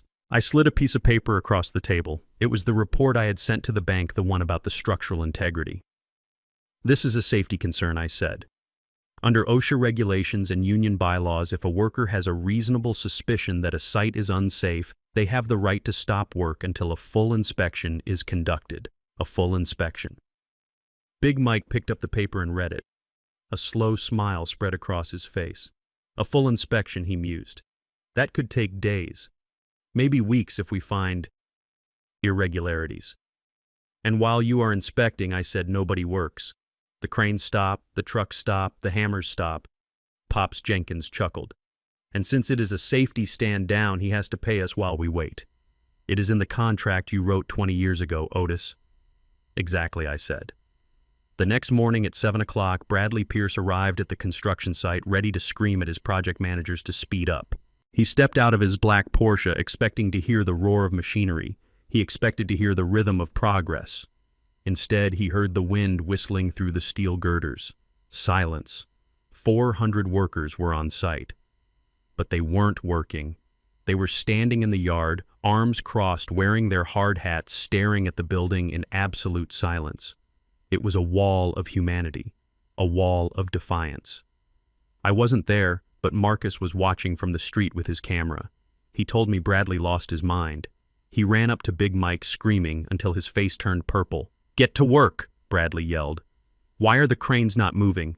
I am paying you to build, not to stand there like statues." Big Mike didn't flinch. He just handed Bradley a clipboard. "Safety concern. Mr. Pierce," Mike said, his voice calm and loud. "We found some anomalies in the foundation concrete. We cannot proceed until we verify the structural integrity of the north face. Safety first. Just like it says in your company handbook." Bradley tore the clipboard out of his hand and threw it on the ground. "This is bullshit," he screamed. "This is a delay tactic. Who put you up to this? Get back to work or you are all fired." Big Mike took a step forward. He towered over Bradley. You can't fire us for following safety protocols, Mike said. And if you try, the union will shut down every single project you have in the tri-state area.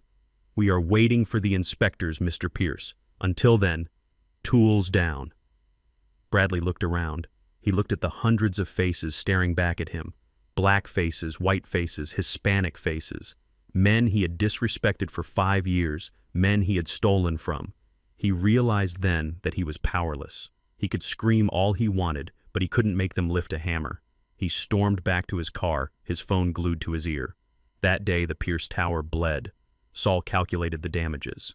Between the union wages for the idle workers, the rental fees for the stationary cranes, and the penalty clauses in the delivery contracts, Bradley lost $250,000 by lunchtime. By the end of the week, he would be down over $1 million, and he didn't have $1 million. We had cut off his bank loan, we had cut off his cash flow, and now we had cut off his labor. We were squeezing the air out of his lungs. I spent the day at Marcus's shop organizing the next phase. I felt good. I felt like the general back on the battlefield. But I knew Bradley. I knew that when a rat is cornered, it doesn't surrender. It bites. Night fell over the south side. The shop was quiet. Marcus had gone home to his wife. I was alone in the back office, sleeping on a cot I had set up. I was going over the blueprints of the tower, planning the final blow for the grand opening. I heard the sound of tires on gravel outside. It wasn't a customer. The shop was closed. I sat up and reached for my cane. I didn't have a gun. I never liked guns. But I had a heavy steel wrench on the nightstand. The front door of the shop crashed open. The lock shattered. 3 men walked in. They weren't police. They weren't construction workers. They were muscle. They wore cheap leather jackets and had the dead eyes of men who hurt people for a living. They were the kind of low-level enforcers you hire when you can't afford the professionals anymore. I stood up slowly, leaning on my cane. I didn't back away. One of them, the biggest one with a scar running through his eyebrow, stepped forward. He held a baseball bat in his hand, tapping it rhythmically against his leg. "Otis King," he said. "I am Otis," I said, my voice steady. "You are trespassing." "Mr. Pierce sends his regards," the man said. "He says you are causing a lot of trouble. He says the noise from the construction site is giving him a headache, and he thinks maybe if you have a headache too, you will stop." "He thinks breaking my legs will start the cranes again," I asked. The man laughed. "No, but it will make him feel better. And maybe you will decide that Florida sounds nice after all." He swung the bat. It smashed into a shelf of spark plugs, sending glass and metal flying. "This is your last warning, old man," the thug hissed, stepping closer. "Call off the strike. Tell your monkey friends to get back to work. Or next time we don't hit the shelf, we hit you." I looked at the bat. Then I looked at the man. "You are making a mistake, son," I said. The man sneered. "The only mistake was you thinking you could fight a rich man. You are nobody. You are just a washed-up ex-con living in a garage." He raised the bat again, preparing for a real swing. I tightened my grip on the wrench hidden behind my back. I was 72, but I still knew how to swing a hammer. If he came at me, I would take out his knee. But then headlights flooded the garage. Bright, blinding high beams cut through the darkness. A truck engine roared. The thugs spun around, shielding their eyes. Marcus hadn't gone home. Or maybe he had come back. The tow truck slammed into the parked SUV of the thugs, pushing it sideways with a screech of metal on metal. The thugs shouted in panic. Marcus jumped out of the cab. And he wasn't alone. From the shadows of the lot, 5 other men stepped out. It was Big Mike. It was Sal. It was the crew. They were holding tire irons and crowbars. They were still wearing their work boots. The thug with the bat looked at me, then at the army of angry construction workers blocking the exit. His confidence evaporated instantly. "You boys look lost," Marcus rumbled, slapping a heavy wrench into his palm. The thug lowered the bat. "We are leaving," he muttered, "just delivering a message." "Deliver this back," I said, stepping forward into the light. "Tell Bradley Pierce that violence is the tool of the incompetent. Tell him that if he sends anyone to my house again, I won't send them back walking." The thugs scrambled into their dented SUV and peeled out of the lot, terrified. Big Mike walked over to me. "Are you okay, Otis?" "I am fine, Mike," I said, lowering my wrench. "Just a little evening entertainment." "He is scared, Otis," Mike said. "He is resorting to street thugs. That means he is out of options. It means he is crumbling," I agreed. I looked at the shattered glass on the floor. Bradley had tried to use fear, but he forgot that I had lived in fear for 5 years in a cell. I was immune to it, but he had made a tactical error. By sending these men, he confirmed that he knew I was behind the strike. He confirmed that I was under his skin. And he confirmed that he was no longer a CEO. He was just a gangster in a suit. I looked at my watch. It was almost midnight. Go home, boys, I told the crew. Get some rest. Tomorrow the strike continues. And tomorrow we tighten the noose. Bradley wanted a war. He wanted to break me. But as I looked at the loyal men standing around me ready to fight for an old man with nothing but a name, I realized something. I wasn't broken. I was just getting started. And the Pierce Tower was about to become his tombstone. The adrenaline of a fight is a strange thing. It acts like armor protecting you from the pain and the fear while the violence is happening. But the moment the dust settles, the armor falls off and you are just an old man sitting on a tool chest bleeding onto your shirt. I sat in the middle of Marcus's garage holding a bag of frozen peas to my forehead. The cut wasn't deep, but head wounds bleed a lot. The blood had dripped down into my eyebrow and dried there crusted and dark. My ribs ached where I had taken a shove against the shelving unit. Marcus was sweeping up the shattered glass. He moved with a quiet fury. Every sweep of the broom was an accusation. "We have to call the police," Otis Marcus said without looking up. "This isn't business anymore. This is assault. Breaking and entering, attempted murder if that bat had connected." I shook my head, wincing as the movement pulled at my bruised neck. "No police, Marcus," I said. He stopped sweeping and looked at me. "Are you crazy? They trashed my shop. They came to hurt you. If the boys hadn't shown up, I would have handled it," I said, though I wasn't entirely sure that was true. "But we do not call the police. You know how this works. Bradley has the best lawyers money can buy. If we call the cops, he spins it. He says we provoked them. He says it was a dispute over an unpaid bill. He ties us up in court for months while his building goes up. So we just let him get away with it?" Marcus asked, gripping the broom handle until his knuckles turned white. "No," I said. "We don't let him get away with anything, but we don't fight him with the law. The law is a slow instrument, Marcus. It is blunt and it is heavy. We need a scalpel. And we need it to cut deep." I reached into my pocket and pulled out the burner phone. It was cracked from the scuffle, but the screen still glowed with a pale blue light. "Bradley thinks he can use force," I said, dialing a number I had memorized 30 years ago. "He thinks he can send thugs to scare me. He forgot that before I was a CEO, I was a foreman. And before I was a foreman, I was a union rep." I held the phone to my ear. It rang 4 times. "Yeah," a deep voice answered. It sounded like gravel crunching under tires. "Mike, it is Otis." "Otis, I heard about the shop. Are you good?" "I am breathing, Mike. But the shop is a mess, and my patience is gone. Say the word Otis. We can go to his house. We can make sure he never sleeps again. No Mike, no violence. That is his game. We are going to play my game." I paused, looking at the shattered remains of a headlight on the floor. "I want you to make a call, Mike. I want you to call the suppliers. All of them. The concrete plants. The steel yards. The lumber distributors. Even the guys who sell the portable toilets." "You want a blockade?" Mike asked, his voice lowering. "I want a blackout," I said. "I want King Construction to be radioactive. I want every dispatch manager in Chicago to lose the ticket when they see his address.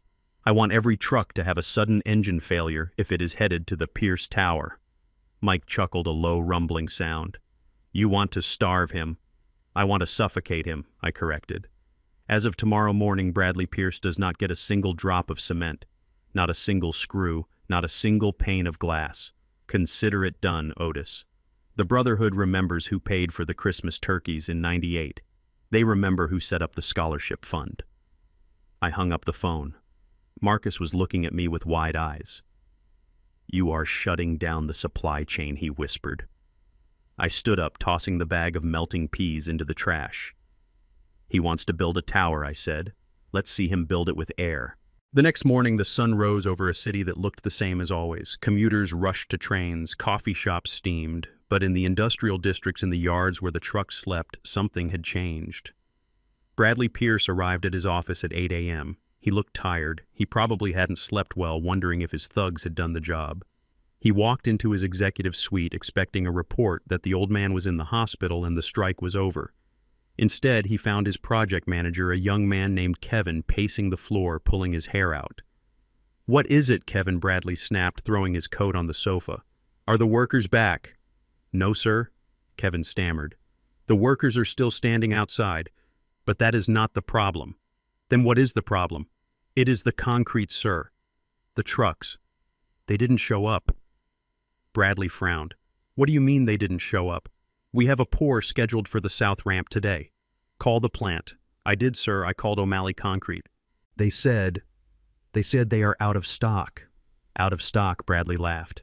They are a concrete plant, Kevin. How can they be out of concrete? That is what they said. So I called the backup supplier, Miller Mix. They said all their trucks broke down this morning. All of them, sir. 12 trucks. Bradley went still. He walked over to the window and looked down at the street. It was empty. Usually by this time of day there would be a line of mixer trucks waiting to enter the site. Today there was nothing but pigeons. Call the steel guys, Bradley ordered, his voice tight. We need the beams for the 45th floor. I called them, Kevin said, his voice trembling. They said there was a clerical error with our credit line. They put a hold on all deliveries until it is resolved. Bradley turned around slowly. His face was pale.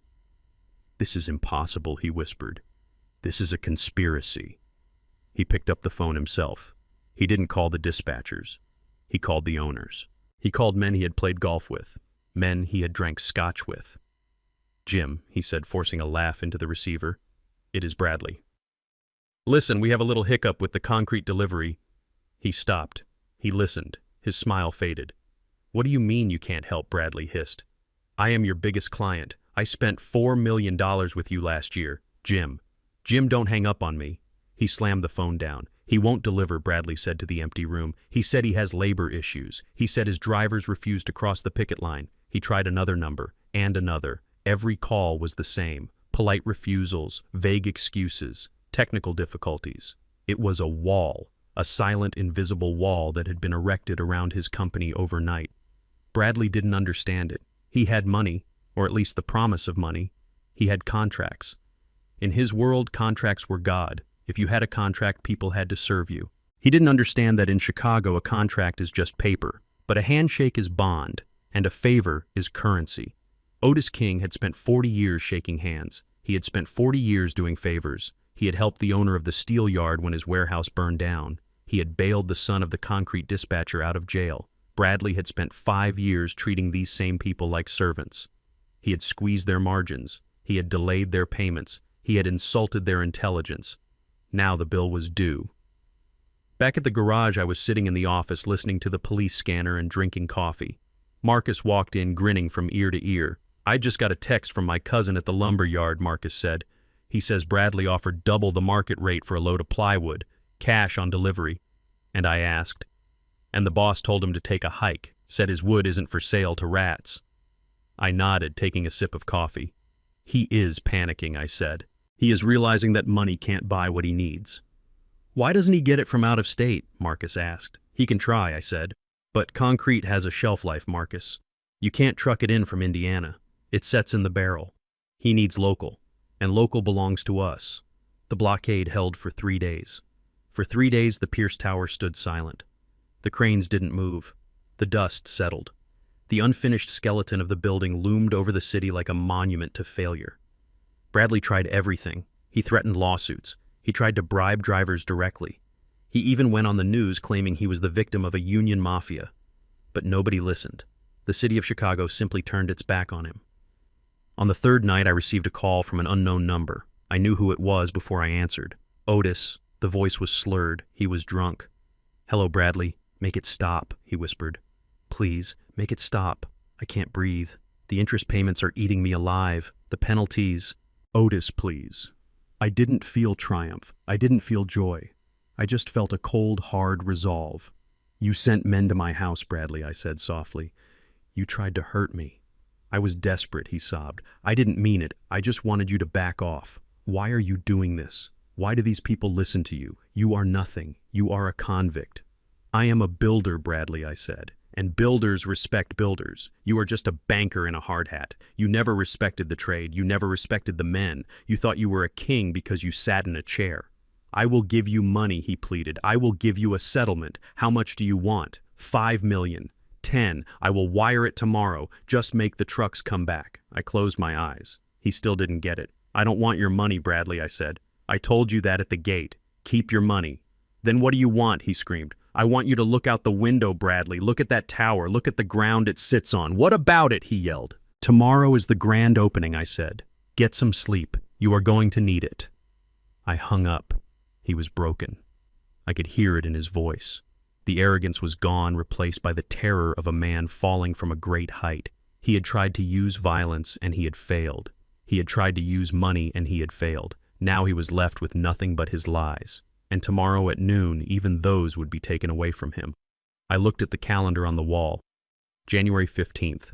The lease expires in 12 hours. I stood up and walked to the closet where my old suit was hanging. I had retrieved it from storage. It was 10 years old. The lapels were a little wide for modern fashion, but it was clean. It was honest. I brushed the shoulder of the jacket. Tomorrow I wouldn't be the janitor. Tomorrow I wouldn't be the victim. Tomorrow I would be the landlord. And eviction is a nasty business. Desperation has a specific smell. In the construction business, it smells like burnt coffee and stale sweat in a boardroom where the air conditioning has been turned off to save money. It smells like panic. And for the first time in 5 years, that smell was not coming from me. It was wafting from the penthouse office of King Construction. Bradley Pierce was drowning. The Union blockade had choked off his supply lines. The bank freeze had cut off his oxygen. He was sitting in a $50 million hole and the walls were starting to cave in. When a man is drowning, he stops thinking about the future. He stops thinking about legacy or strategy. He only thinks about air. He will drop a bar of gold just to grab a piece of driftwood if he thinks it will keep him afloat for one more minute. I sat in Saul's office watching the digital listings on his laptop screen. It was a cold Tuesday morning and the heater in the corner was rattling, but I felt a warmth spreading through my chest. We had been waiting for this moment. We knew that eventually Bradley would have to liquidate. He had bills to pay. He had hush money to send to his mistress. He had interest payments on the loans he took to build his glass tower. He needs cash, Saul said, tapping the screen with a yellow pencil. Fast cash. He can't sell the tower yet because it is not finished. He can't sell the equipment because it is leased. So what does he have left? He has the portfolio, I said quietly. The old portfolio. The portfolio was the heart of the company. It wasn't the flashy skyscrapers or the modern condos. It was the work I had done in the 80s and 90s. The row houses on 35th Street, the community center in Bronzeville, the apartment blocks on Martin Luther King Drive. These were solid brick buildings that housed working-class families. They were not glamorous. They didn't win architectural awards, but they were profitable. They generated steady rent month after month, year after year. They were the engine that had kept the company safe through 3 recessions. Bradley hated them. He called them the slums. He wanted to sell them the day he took over, but the board of directors had stopped him. Now he had fired the board and replaced them with yes men. There was no one left to stop him. There it is, Saul whispered, pointing at a new notification. I leaned in. A real estate listing had just gone live on the private commercial market. For sale multifamily residential portfolio. South Side. Immediate liquidation. Cash buyers only. I looked at the addresses. My heart skipped a beat. 3500 South Rhodes. 4200 South Michigan. These were my babies. I remembered laying the bricks for the Rhodes building with my own hands during the summer of 1982. I remembered the heat. I remembered the pride. He is selling the history of the company for scrap, I said, my voice thick with emotion. He is asking for $6 million, Saul said, reading the price. That is low. The market value is at least 10. He is desperate, I said. He needs the money by Friday to pay the union penalties or they walk off the job permanently. He doesn't care about the value. He just wants the check. Saul cracked his knuckles. Then let's write him a check. We had set up a shell company the week before. It was called Red Brick Ventures, registered in Delaware with a blind trust as the owner. To Bradley, it would look like just another faceless investment firm looking to gentrify the neighborhood. He would never dream that the money was coming from the man he tried to destroy. Make the offer, I told Saul. Offer him $4 million. 4? Saul raised an eyebrow. That is an insult. That is 40 cents on the dollar. He will take it, I said. He is not selling real estate, Saul. He is buying time, and time is expensive. Saul typed out the offer. We sat there in silence, watching the cursor blink. The tension in the room was palpable. If Bradley had any sense left, he would reject it. He would realize that these buildings were the only real assets he had left. Selling them was like a starving man eating his own arm. 3 minutes later, the phone rang. It was Bradley's broker. They accepted Saul mouthed to me, covering the receiver. But they want a same-day close. They want the wire transfer in 2 hours. Tell them we can do it, I whispered. But for a quick close, we deduct another $200,000 for administrative fees. Saul suppressed a laugh and relayed the message. He listened for a moment, then hung up. Done, he said. $3.8 million for 6 apartment buildings. You just stole them back, Otis. I didn't smile. I felt a heavy solemnity. I authorized the transfer from the hidden accounts I had accessed through the metal box. The money moved through the digital ether. It traveled from my secret reserves through a maze of banks and landed in the account of King Construction. Bradley would get the notification on his phone. He would see $3.8 million and he would probably cheer. He would think he had won. He would think he had outsmarted the market, dumping off some old crumbling buildings to get the cash he needed to save his precious tower. He didn't realize he had just severed the last artery of the company. Those buildings were the collateral for his operating lines of credit. Once the banks realized they were gone, his credit rating would drop from BBB to junk status overnight. He was plugging a leak in the boat by drilling a hole in the hull. I put on my coat and grabbed my cane. Where are you going? Saul asked, closing the laptop. I am going to inspect my property, I said. I took the bus down to 35th Street. I walked slowly down the block. The buildings stood there sturdy and red against the gray winter sky. They looked exactly as I left them.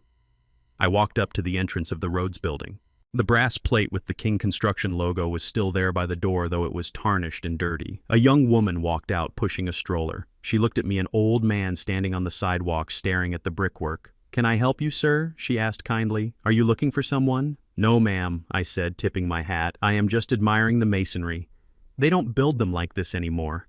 That is the truth, she laughed. This building is a tank. My heating bill is low and the walls are thick. It is a good place to raise a family. I watched her walk away. A good place to raise a family. That was all I ever wanted to build. Bradley wanted to build monuments to his own ego. I wanted to build homes.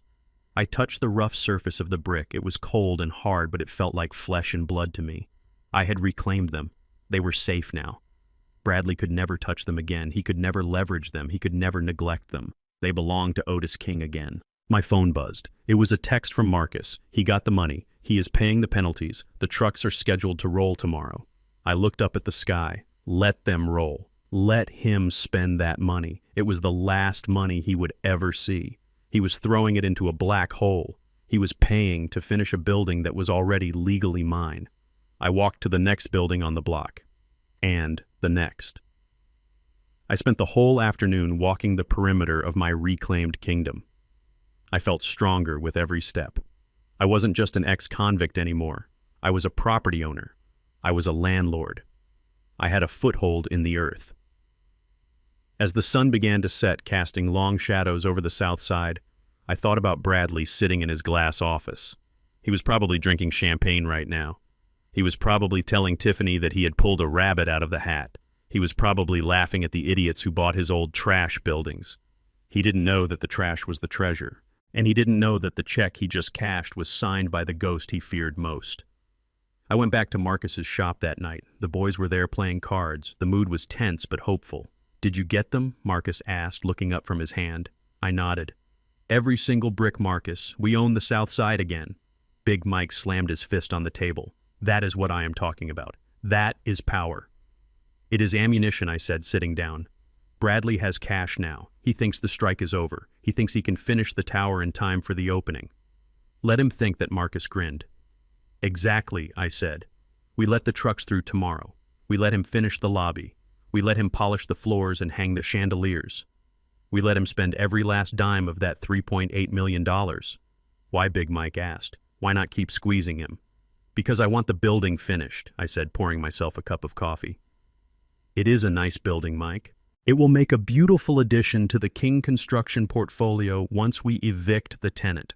The room went silent as the men realized the scope of the plan. I wasn't just trying to stop him. I was letting him do the work for me. I was letting him sweat and bleed and pay to finish a masterpiece that he would never own. It was cruel. I knew that. It was the kind of cruelty that the old Otis King might have frowned upon. But the old Otis King hadn't spent 5 years in a cage. The old Otis King hadn't been betrayed by his own son. The new Otis King knew that sometimes justice isn't about being fair. It is about being final. I took a sip of the bitter coffee. Tomorrow we let him run, I said. We let him run right off the edge of the cliff. The pieces were all in place. The trap was sprung. The land was mine. The old assets were mine. The daughter was waking up. And the money he thought saved him was actually the rope he would hang himself with. I slept soundly that night. For the first time in 5 years, I didn't dream of prison walls. I dreamed of red bricks and the sound of a gavel coming down hard. The garage was quiet except for the hum of the refrigerator and the distant wail of a police siren on the Dan Ryan Expressway. It was 2 in the morning. I was sitting on the cot in the back office, but sleep was a stranger to me. I was wide awake, staring at the ceiling, counting the cracks in the plaster. I knew that Bradley had received the wire transfer. $3.8 million had hit his account at 4 o'clock that afternoon. I knew he had immediately paid the union penalties because Big Mike had texted me a thumbs-up emoji. The trucks would roll in the morning. The concrete would pour. The Pierce Tower would get its finishing touches.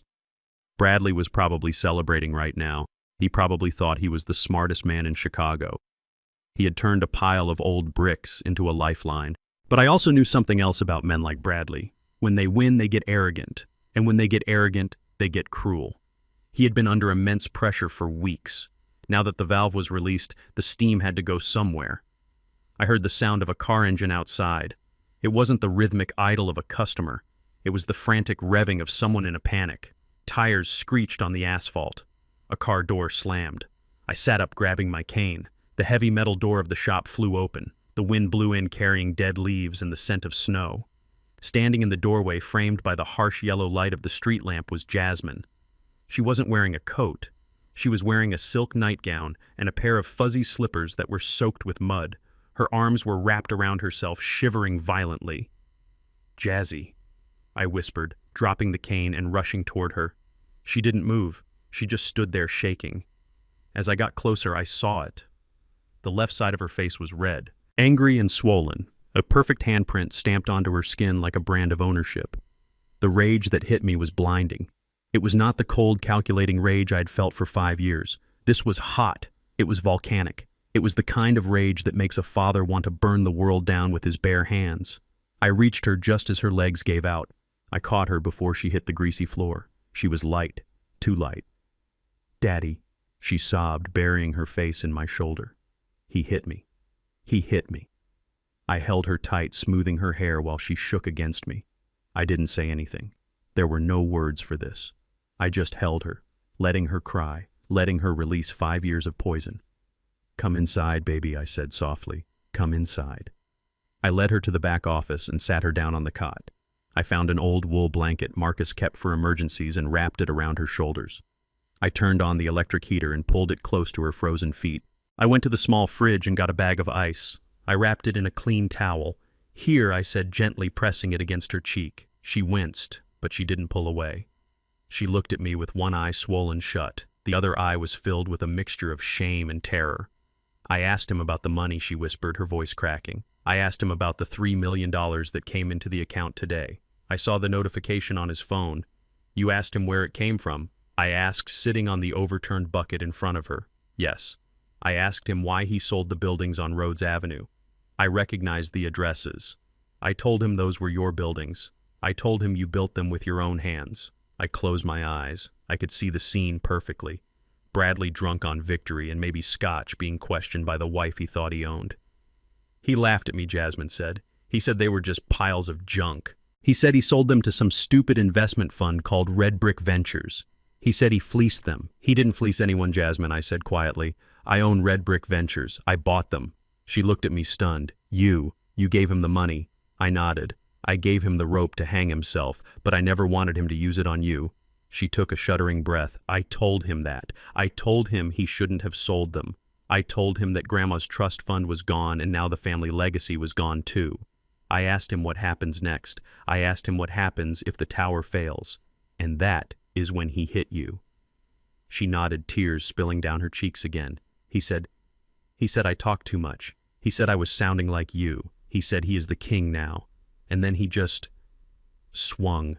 He didn't even look sorry. He looked satisfied. I reached out and took her hand. My rough, calloused hand engulfed her small, delicate fingers. "He is not a king," I said, my voice low and hard. "He is a coward. A king protects his kingdom. A king protects his family. Bradley is just a thief in a crown." "Daddy," she whispered, squeezing my hand. "I am so sorry.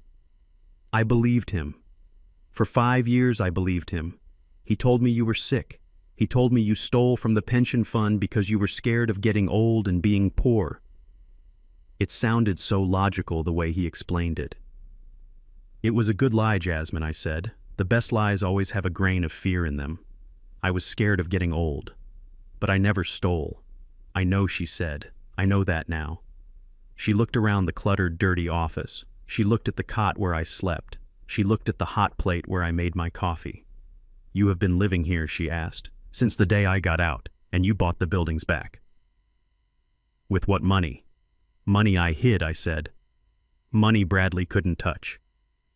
She looked back at me, and for the first time in 5 years I saw my daughter. Not Bradley's wife, not the victim, but the brilliant, sharp woman who used to help me balance the books when she was 12 years old. "He keeps everything on his laptop," she said suddenly. I froze. "What?" "His laptop," she repeated, wiping her eyes with the back of her hand. "The silver MacBook. He never lets it out of his sight. He takes it to the bathroom. He sleeps with it on the nightstand. But tonight after he hit me, he went downstairs to drink. He left it in the bedroom." "Is it password protected?" I asked. "Yes, but I know it. You know it. I saw him type it in once," she said.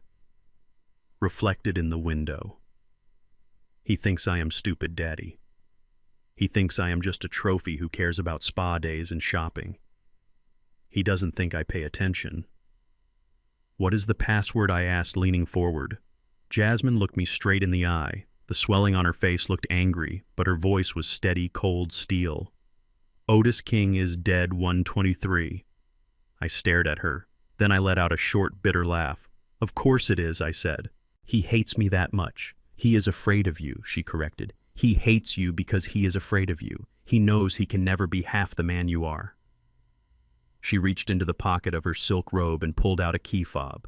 "I took the spare key to the house," she said. "He is drunk, Daddy. He passed out on the sofa downstairs. The laptop is upstairs." I looked at the key. It was the key to the house I had built, the house I was thrown out of. "You want me to go get it?" I asked. "No," she said, standing up. The blanket fell from her shoulders.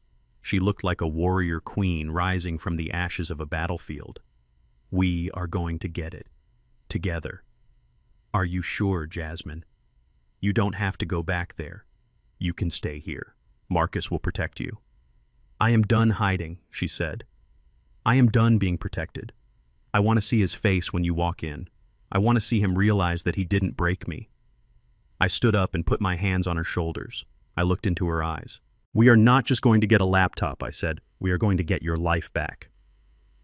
We walked out to Marcus's truck. I didn't want to take her car. I wanted something heavy, something solid. I drove. Jasmine sat in the passenger seat, staring out the window at the dark city streets.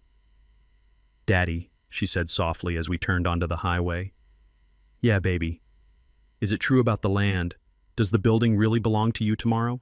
I smiled in the darkness. "At 12 o'clock noon," I said. "When the lease expires, it all comes home." She nodded slowly. "Good," she said. "I hope it hurts him. I hope it hurts him more than this." She touched her bruised cheek. I gripped the steering wheel tight. "It will hurt him, I promised. It will hurt him because we are going to take the only thing he actually loves. We aren't taking his money. We aren't taking his building. We are taking his image." We drove in silence the rest of the way. The suburbs were quiet. The houses were dark. We pulled up down the street from the mansion. The lights were off except for the blue glow of the television in the living room. Jasmine handed me the key. "Let's go steal some secrets," she whispered. I took the key. It felt heavy in my hand. It wasn't just metal. It was a weapon. We walked up the driveway together, the old man with a cane and the young woman in a muddy nightgown. We looked like a pair of ghosts. But ghosts are dangerous things, especially when they have nothing left to lose. I put the key in the lock. It turned silently. We stepped into the foyer. The house smelled of expensive cologne and stale scotch. I looked at the living room. I could see Bradley slumped on the leather sofa, his mouth open, snoring loudly. A bottle of Macallan 18 was empty on the table. He looked pathetic. Jasmine didn't look at him. She headed straight for the stairs. I followed her, moving as quietly as my bad knee would allow. We went into the master bedroom. It was huge, opulent, and cold. There on the nightstand, next to the bed where my daughter had slept alone for 5 years, sat the silver laptop. Jasmine picked it up. She didn't hesitate. She opened it. The screen flared to life, illuminating her face. Password prompted. She typed it in. Fast. Angry. Otis King is dead 123. Click. The screen unlocked. She turned it to me. "We are in," she whispered. I looked at the files on the desktop. Offshore accounts. Bribes. City Hall. Pierce Tower. True cost. It was all there. The digital smoking gun. We didn't just have the building now, we had his freedom. "Let's go," I said, closing the lid. We walked back downstairs. Bradley snorted in his sleep, shifting slightly, but not waking up. Jasmine stopped at the door. She looked back at him. "Goodbye, Bradley," she said softly. We walked out into the night. The air was crisp and clean. I put the laptop in the truck. "You did good, Jazzy," I said. She looked up at me. The bruise on her face was darkening, but her eyes were shining. "I am an Otis," she said. "We don't break, we build." "Yes, we do," I said, starting the engine. "Yes, we do. And tomorrow we are going to build a prison cell for Bradley Pierce."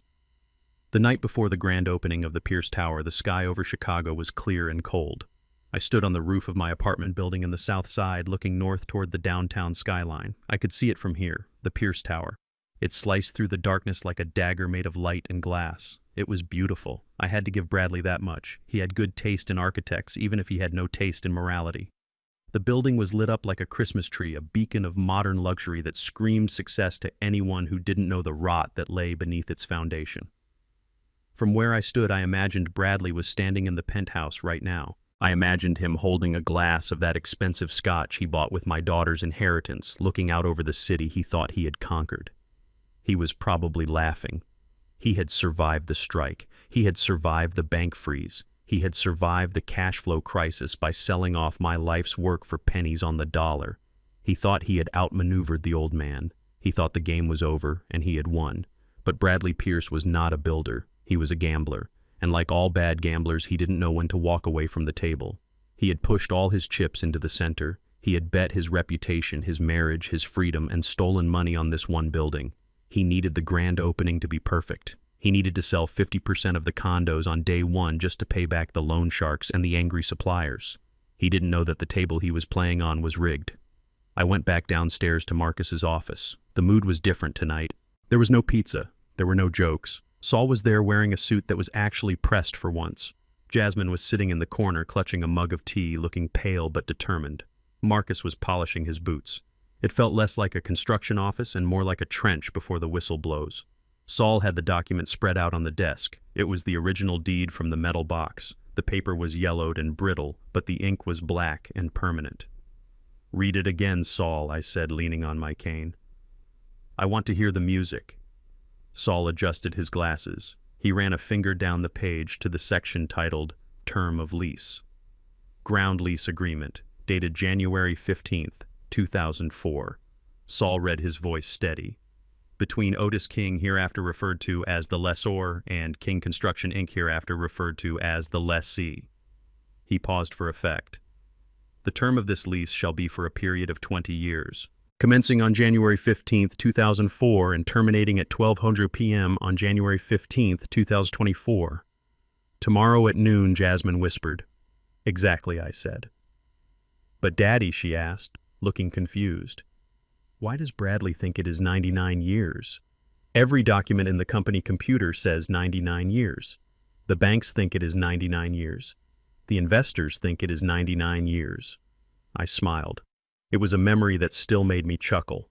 Because 20 years ago, when we digitized the company records, I hired a temp agency to input the data I explained. The girl who typed in this file was named Brenda. She was 19 and she was bored. She saw ground lease and she assumed it was standard. In Chicago, most ground leases are 99 years. She didn't read the paper. She just typed 99 into the box and hit enter. "And you never corrected it?" Saul asked, grinning. "I tried to," I said. I went to the filing cabinet to pull the original to show her. But then I stopped. I held that paper in my hand and I looked at the young executives I was hiring. I looked at the way the industry was changing. It was becoming less about building and more about greed. And I thought to myself, what if I need an insurance policy? What if one day someone tries to take this company away from me? I looked at Jasmine, so I let the mistake stand in the computer. I took the original document home and locked it in my safe. I told no one, not even your mother. It was my fail-safe. I knew that as long as I was CEO, I would just renew the lease when the time came. It was just a formality. "But you aren't CEO anymore," Jasmine said softly. "No, I am not." And the current CEO was too arrogant to check the basement archives. He trusted the computer screen because he doesn't respect paper. Saul tapped the document again. "And here is the kill shot. Clause 14C, the reversion clause. Read it," I commanded. "Upon expiration of this lease without a signed renewal agreement, all improvement structures, fixtures, and developments erected upon the land shall revert to the sole ownership of the lessor, without compensation to the lessee." "Without compensation," Jasmine repeated. "That means he doesn't get a dime," Saul said. "The building, the elevators, the marble in the lobby, the glass in the windows, even the fancy chandelier he just hung, it all belongs to the dirt, and Otis owns the dirt." I walked over to the window and looked out at the street. "He built a $500 million skyscraper on rented land," I said. "And his rent is due." Jasmine stood up. She walked over to me and took my hand. "He is expecting me to be there tomorrow," she said. "He wants me on stage next to him when he cuts the ribbon. He wants to show the world that we are the perfect power couple." "You will be there," I said. "You will stand next to him. You will smile. You will let him have his moment in the sun." And then she asked, "And then I will walk in," I said. "And when I do, you step away from him. You step away like he is on fire." I looked at my watch. It was almost midnight. 12 hours. In 12 hours, Bradley Pierce would go from being a real estate mogul to being a trespasser on my property. I couldn't help but feel a twinge of sadness, not for him, but for the waste. He had talent. He had drive. If he had just been honest, if he had just waited his turn, this all could have been his. I would have given it to him. I would have retired and bounced my grandchildren on my knee and watched him build the skyline. But he couldn't wait. He had to steal. He had to cheat. And worst of all, he had to hurt my family. Greed is a funny thing. It makes you blind to the cliff, even when your toes are hanging over the edge. "Go home, Jasmine," I said. "Get some sleep. You have a performance to give tomorrow." She hugged me tight. "I love you, Daddy," she whispered. "I love you too, baby. Now go." She left with Marcus, who drove her back to the mansion she would soon be vacating. I stayed in the office with Saul. He poured 2 shots of cheap whiskey into plastic cups. "To the long game," Saul said, raising his cup. "To the dirt," I replied. We drank. I didn't sleep that night. I spent the hours preparing. I shaved my face clean. I polished my shoes until I could see my reflection in the leather. I took my suit out of the plastic bag. It was old-fashioned, yes. The lapels were wide. The cut was boxy, but it was a suit made of English wool tailored by a man who had been dead for 10 years. It was a suit of substance. Bradley would be wearing Italian silk. He would look sleek and modern, but tomorrow wasn't a fashion show. It was an eviction hearing.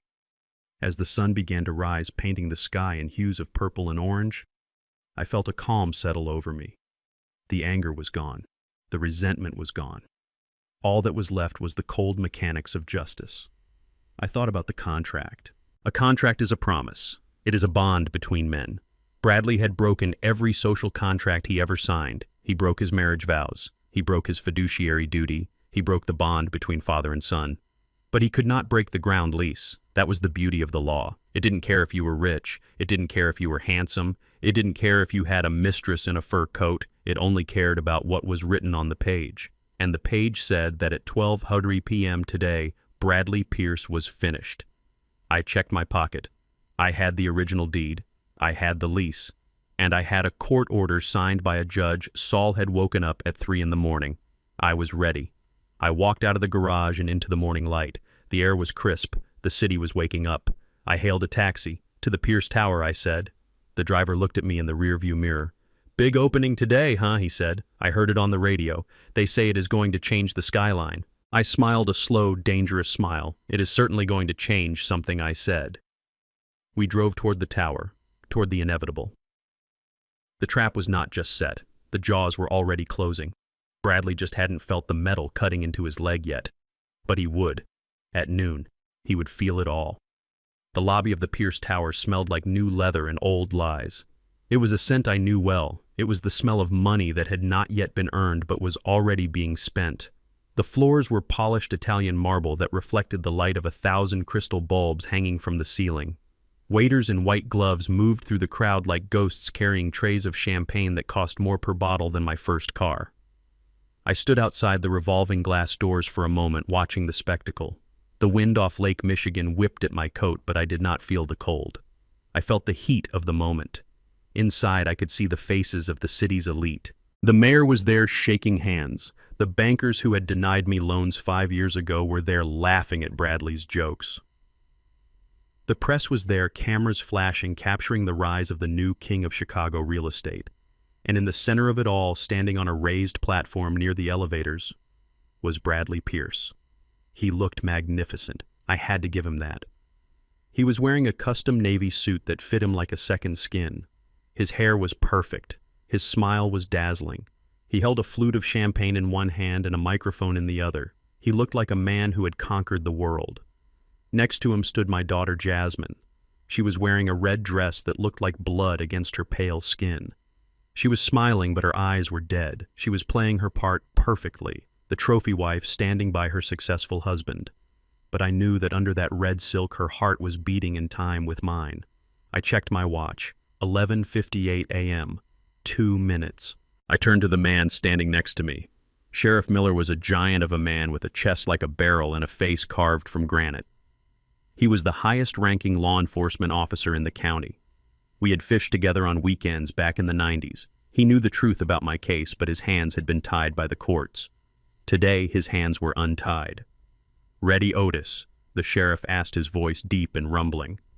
I adjusted my tie. It was a silk tie my wife Clara had bought me for our 30th anniversary. I wore it for luck. "I am ready, Tom," I said. "Let's go eviction hunting." On my other side, Saul Weathers straightened his jacket. He was holding a leather briefcase with both hands like it contained the nuclear codes. In a way, it did. We pushed through the revolving doors. The transition was instant. The noise of the street vanished, replaced by the hum of conversation and the clinking of glasses. The warmth hit us. We walked into the center of the room. We did not rush. We walked with the heavy, inevitable pace of a glacier. People started to turn. At first, it was just a few glances. Then the whispers started. "Is that Otis King? I thought he was in prison. Why is the sheriff with him?" The crowd parted. It wasn't out of respect, it was out of instinct. When you see a predator walking through the grass, you move out of the way. We cut a path straight through the investors and the politicians toward the platform. Bradley was in the middle of his speech. "This building," he was saying, his voice booming over the speakers, "is more than just steel and glass. It is a testament to resilience. We faced obstacles. We faced delays. But we overcame them because at King Construction we own our destiny." He stopped. He saw me. His smile faltered for a fraction of a second, but he recovered quickly. He was a performer until the end. He lowered the microphone and laughed, a sound that was meant to be dismissive but came out brittle. "Well, look who decided to join the celebration," he said, loud enough for everyone to hear. "My father-in-law, everyone. Give him a round of applause. It is good to see you out and about, Otis. Did you come to see what success looks like?" The crowd chuckled nervously. They were looking at the sheriff. They sensed that this wasn't a social call. I stopped 10 feet from the platform. I didn't say a word. I just looked at him. I looked at the man who had taken 5 years of my life. I looked at the man who had hit my daughter. Bradley's smile tightened. "Security," he called out, snapping his fingers. "Please escort Mr. King to the buffet. I am sure he is hungry. And get the sheriff a drink. We are all friends here." 2 security guards started to move toward me. Sheriff Miller didn't even look at them. He just raised one hand, palm out. "Stay back," he ordered. His voice wasn't loud, but it carried the weight of the law. The guards froze. Bradley frowned. He looked confused. He stepped down from the platform, leaving Jasmine alone on the stage. He walked toward us, his confidence starting to crack. Sheriff Miller, Bradley said, dropping his voice to a hiss. What is the meaning of this? This is a private event. You can't just barge in here with this convict. I am not here for the party, Mr. Pierce, the sheriff said coldly. I am here to execute a court order. Bradley laughed. A court order? For what? Did I forget to pay a parking ticket? I stepped forward then. I looked at my watch. 12:00 p.m. Tick, tock. Your lease is up, Bradley, I said. The room went silent. The music stopped. The waiters stopped moving. Bradley looked at me like I was speaking a foreign language. My lease, he scoffed. What are you talking about, old man? I own this building. I built it. You built the building, I said, my voice projecting clear and strong to the back of the room. But you do not own the land it sits on. I nodded to Saul. Saul stepped forward and opened his briefcase. He pulled out the original deed and the ground lease agreement. He held them up. Ground lease agreement 001, Saul announced, reading from the paper. Dated January 15, 2004. Between Otis King and King Construction. Term of lease 20 years. He looked at Bradley over the rim of his glasses. Expiration date January 15, 2024. At 12:00 p.m. Bradley turned pale. He looked at the paper. Then he looked at me. That is a lie, he shouted, pointing a shaking finger. The records say 99 years. I saw it on the computer. My lawyers saw it. It is 99 years. Computers can be wrong, Bradley, I said calmly. Data entry clerks make mistakes. But paper does not lie, and ink does not change. I took the document from Saul and held it out to him. Read it, Bradley. Read Clause 14C. He snatched the paper from my hand. He scanned it frantically. His eyes darted back and forth. I saw the exact moment his heart stopped. I saw the blood drain from his face, leaving him looking like a wax figure. No, he whispered. This is a forgery. You forged this. Sheriff Miller stepped in. The document has been authenticated by the court, Mr. Pierce, the sheriff said. Judge Reynolds signed the eviction order this morning. The lease is valid. The term has expired. And the reversion clause, Saul added, his voice dripping with satisfaction. Upon expiration, all structures and improvements revert to the owner of the land. Bradley dropped the paper. It fluttered to the marble floor, landing softly at his feet. He looked around the room. He looked at the investors who were now pulling out their phones, calling their lawyers. He looked at the bankers who were backing away toward the exits. You can't do this, he screamed, his voice cracking. I spent $500 million on this tower. It is mine. It was yours, I corrected, until a minute ago. Now it is a trespass on my property. I pointed to the door. Get out, Bradley. No, he roared. No, this is my building security. Throw them out. Nobody moved. The security guards were looking at the sheriff. The guests were looking at the floor. Bradley turned to the stage. He turned to the one person he thought he still controlled. Jasmine, he yelled. Tell them this is insane. Tell them we own this. Jasmine stood on the platform looking down at him. She looked beautiful and terrible, like an avenging angel. She picked up the microphone. Bradley waited, expecting her to defend him, expecting her to lie for him one last time. Jasmine looked him in the eye. It is over, Bradley, she said. Her voice was amplified, echoing through the cavernous lobby. She stepped off the platform. She didn't walk toward him. She walked toward me. She came to my side and took my arm. She looked at the sheriff. My husband is trespassing, officer, she said. Please remove him. Bradley made a sound that wasn't human. It was the sound of a wounded animal. He lunged toward us, his hands reaching for my throat. You ungrateful bitch, he screamed. I made you. Sheriff Miller moved faster than a man his size should be able to move. He stepped in front of me and caught Bradley by the lapels of his expensive suit. He slammed him back against a marble pillar. Bradley Pierce, you are under arrest, the sheriff said. Arrest, Bradley gasped, struggling against the grip. For what? Trespassing is a misdemeanor. For trespassing, yes, the sheriff said, spinning him around and slapping handcuffs on his wrists. The metal clicked shut, echoing loudly in the silent lobby. But also for embezzlement, Saul piped up, holding up another file. And for wire fraud. And for grand larceny involving the theft of the Rhodes Avenue properties. We have the logs from your laptop, Bradley. Jasmine gave us the password. Bradley froze. He stopped struggling. He looked at Jasmine. You, he whispered. You stole my laptop. I took back my life, Jasmine said coldly. The sheriff hauled him upright. Let's go, Mr. Pierce. You have the right to remain silent, and I suggest you use it. They dragged him toward the door. The same revolving door he had walked through as a king, he was now exiting as a prisoner. The cameras flashed. The reporters shouted questions. Mr. Pierce, is it true you lost the building? Mr. Pierce, did you steal from your own wife? I watched him go. I watched the man who had tried to bury me be dragged out into the cold. When the doors stopped spinning, the lobby was deathly quiet. I looked around at the crowd, the elite of Chicago, the people who had watched me fall and done nothing. I walked to the platform. I climbed the stairs, my bad knee aching but holding strong. I picked up the microphone Bradley had dropped. I tapped it twice. Ladies and gentlemen, I said. They looked up at me. My name is Otis King. I paused, letting the name sink in. I apologize for the interruption, but there has been a change in management. I looked at the bankers in the front row. This building is now under new ownership. If you have business with the Pierce Tower, I suggest you call my lawyer. His name is Saul Weathers. I pointed to Saul, who waved cheerfully. However, I continued looking at the buffet tables laden with food.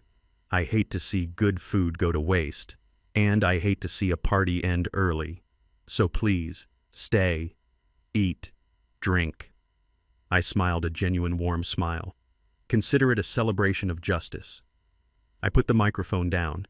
I walked down the stairs to where Jasmine was waiting. She was crying silent tears of relief. We did it, Daddy, she whispered. I put my arm around her. We did it, baby. I looked up at the ceiling, at the chandeliers, at the soaring glass walls. It was a magnificent building, and now it was finally built on solid ground. Let's go, I said. Where, she asked. To the kitchen, I said. I want to thank the staff. They are the ones who really built this place. We walked away from the stunned crowd, leaving them to their whispers and their champagne. Outside, the sirens were fading into the distance, carrying Bradley Pierce to the same cell block I had just left. The balance was restored, the check was paid, and the king was back on his throne.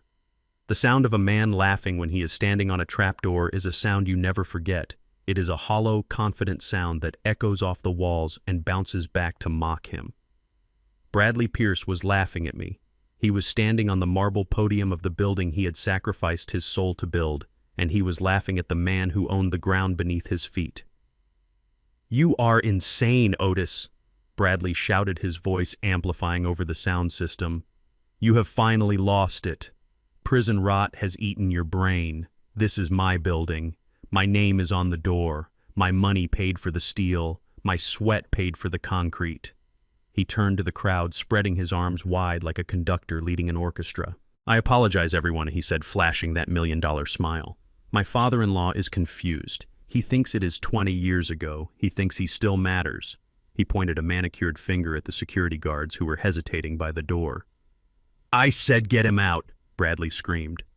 His smile vanishing, instantly replaced by the snarl of a cornered dog. Drag him out. Throw him in the street where he belongs.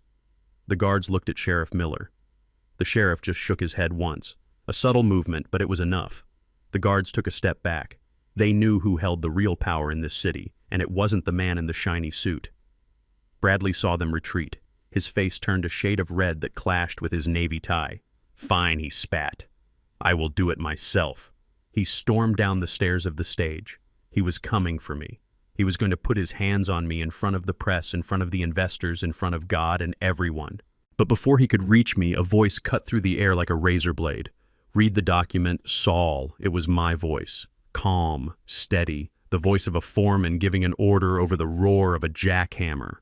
Saul Weathers stepped forward. He didn't look like a disbarred lawyer working out of a basement anymore. He looked like the Grim Reaper in a pinstripe suit. He opened the leather folder in his hands. The paper inside was old. It crinkled as he unfolded it. The sound was quiet, but in that silent lobby it sounded like a gunshot. Ground lease agreement number 001. Saul read his voice projecting to the back of the room. Dated January 15th, 2004, between Otis King Lessor and King Construction Lessee. Bradley stopped 10 feet away from me. He froze. What is this garbage? He hissed. Clause 3. Term of lease. Saul continued, ignoring him. The term of this agreement shall be exactly 20 years commencing on the date of signing and terminating at 12 noon on January 15th, 2024. He looked at his watch. It is now 12:05, Saul said. Bradley rolled his eyes. He looked at the investors who were watching with confusion. So what, he laughed nervously. So the lease expired 5 minutes ago. Big deal. It is a clerical error. It is supposed to be 99 years. We will renew it tomorrow. We will pay the administrative fee. You think you can stop a $500 million project because of a typo? It is not a typo, Bradley, I said, stepping closer to him. It was an insurance policy. Read Clause 14C, Saul, I commanded. Saul cleared his throat. This was the moment. This was the blade coming down. Clause 14C, the reversion clause. Saul read slowly, enunciating every syllable. Upon the expiration of this lease, if no renewal agreement has been signed by both parties, all improvements, structures, fixtures, and developments erected upon the parcel of land shall revert to the sole ownership of the lessor, without compensation to the lessee. The silence that followed was absolute. It was the kind of silence that happens after a car crash before the screaming starts. Bradley blinked. He looked at Saul. He looked at me. He looked at the towering glass walls of the lobby. What did you say? He whispered. I said without compensation, Saul repeated, snapping the folder shut. It means you don't get paid, Bradley. It means the building is no longer yours. Bradley shook his head violently. No. No, that is impossible. I built this. I took out the loans. I signed the contracts. This is my property. You own the debt, Bradley. I said, my voice low and hard. You owe the banks $500 million. You owe the suppliers. You owe the unions. But the asset, the physical building, the glass, the steel, the marble you are standing on, that belongs to the land. I tapped the floor with my cane, a sharp hollow sound. And I own the land. Bradley staggered back as if I had punched him.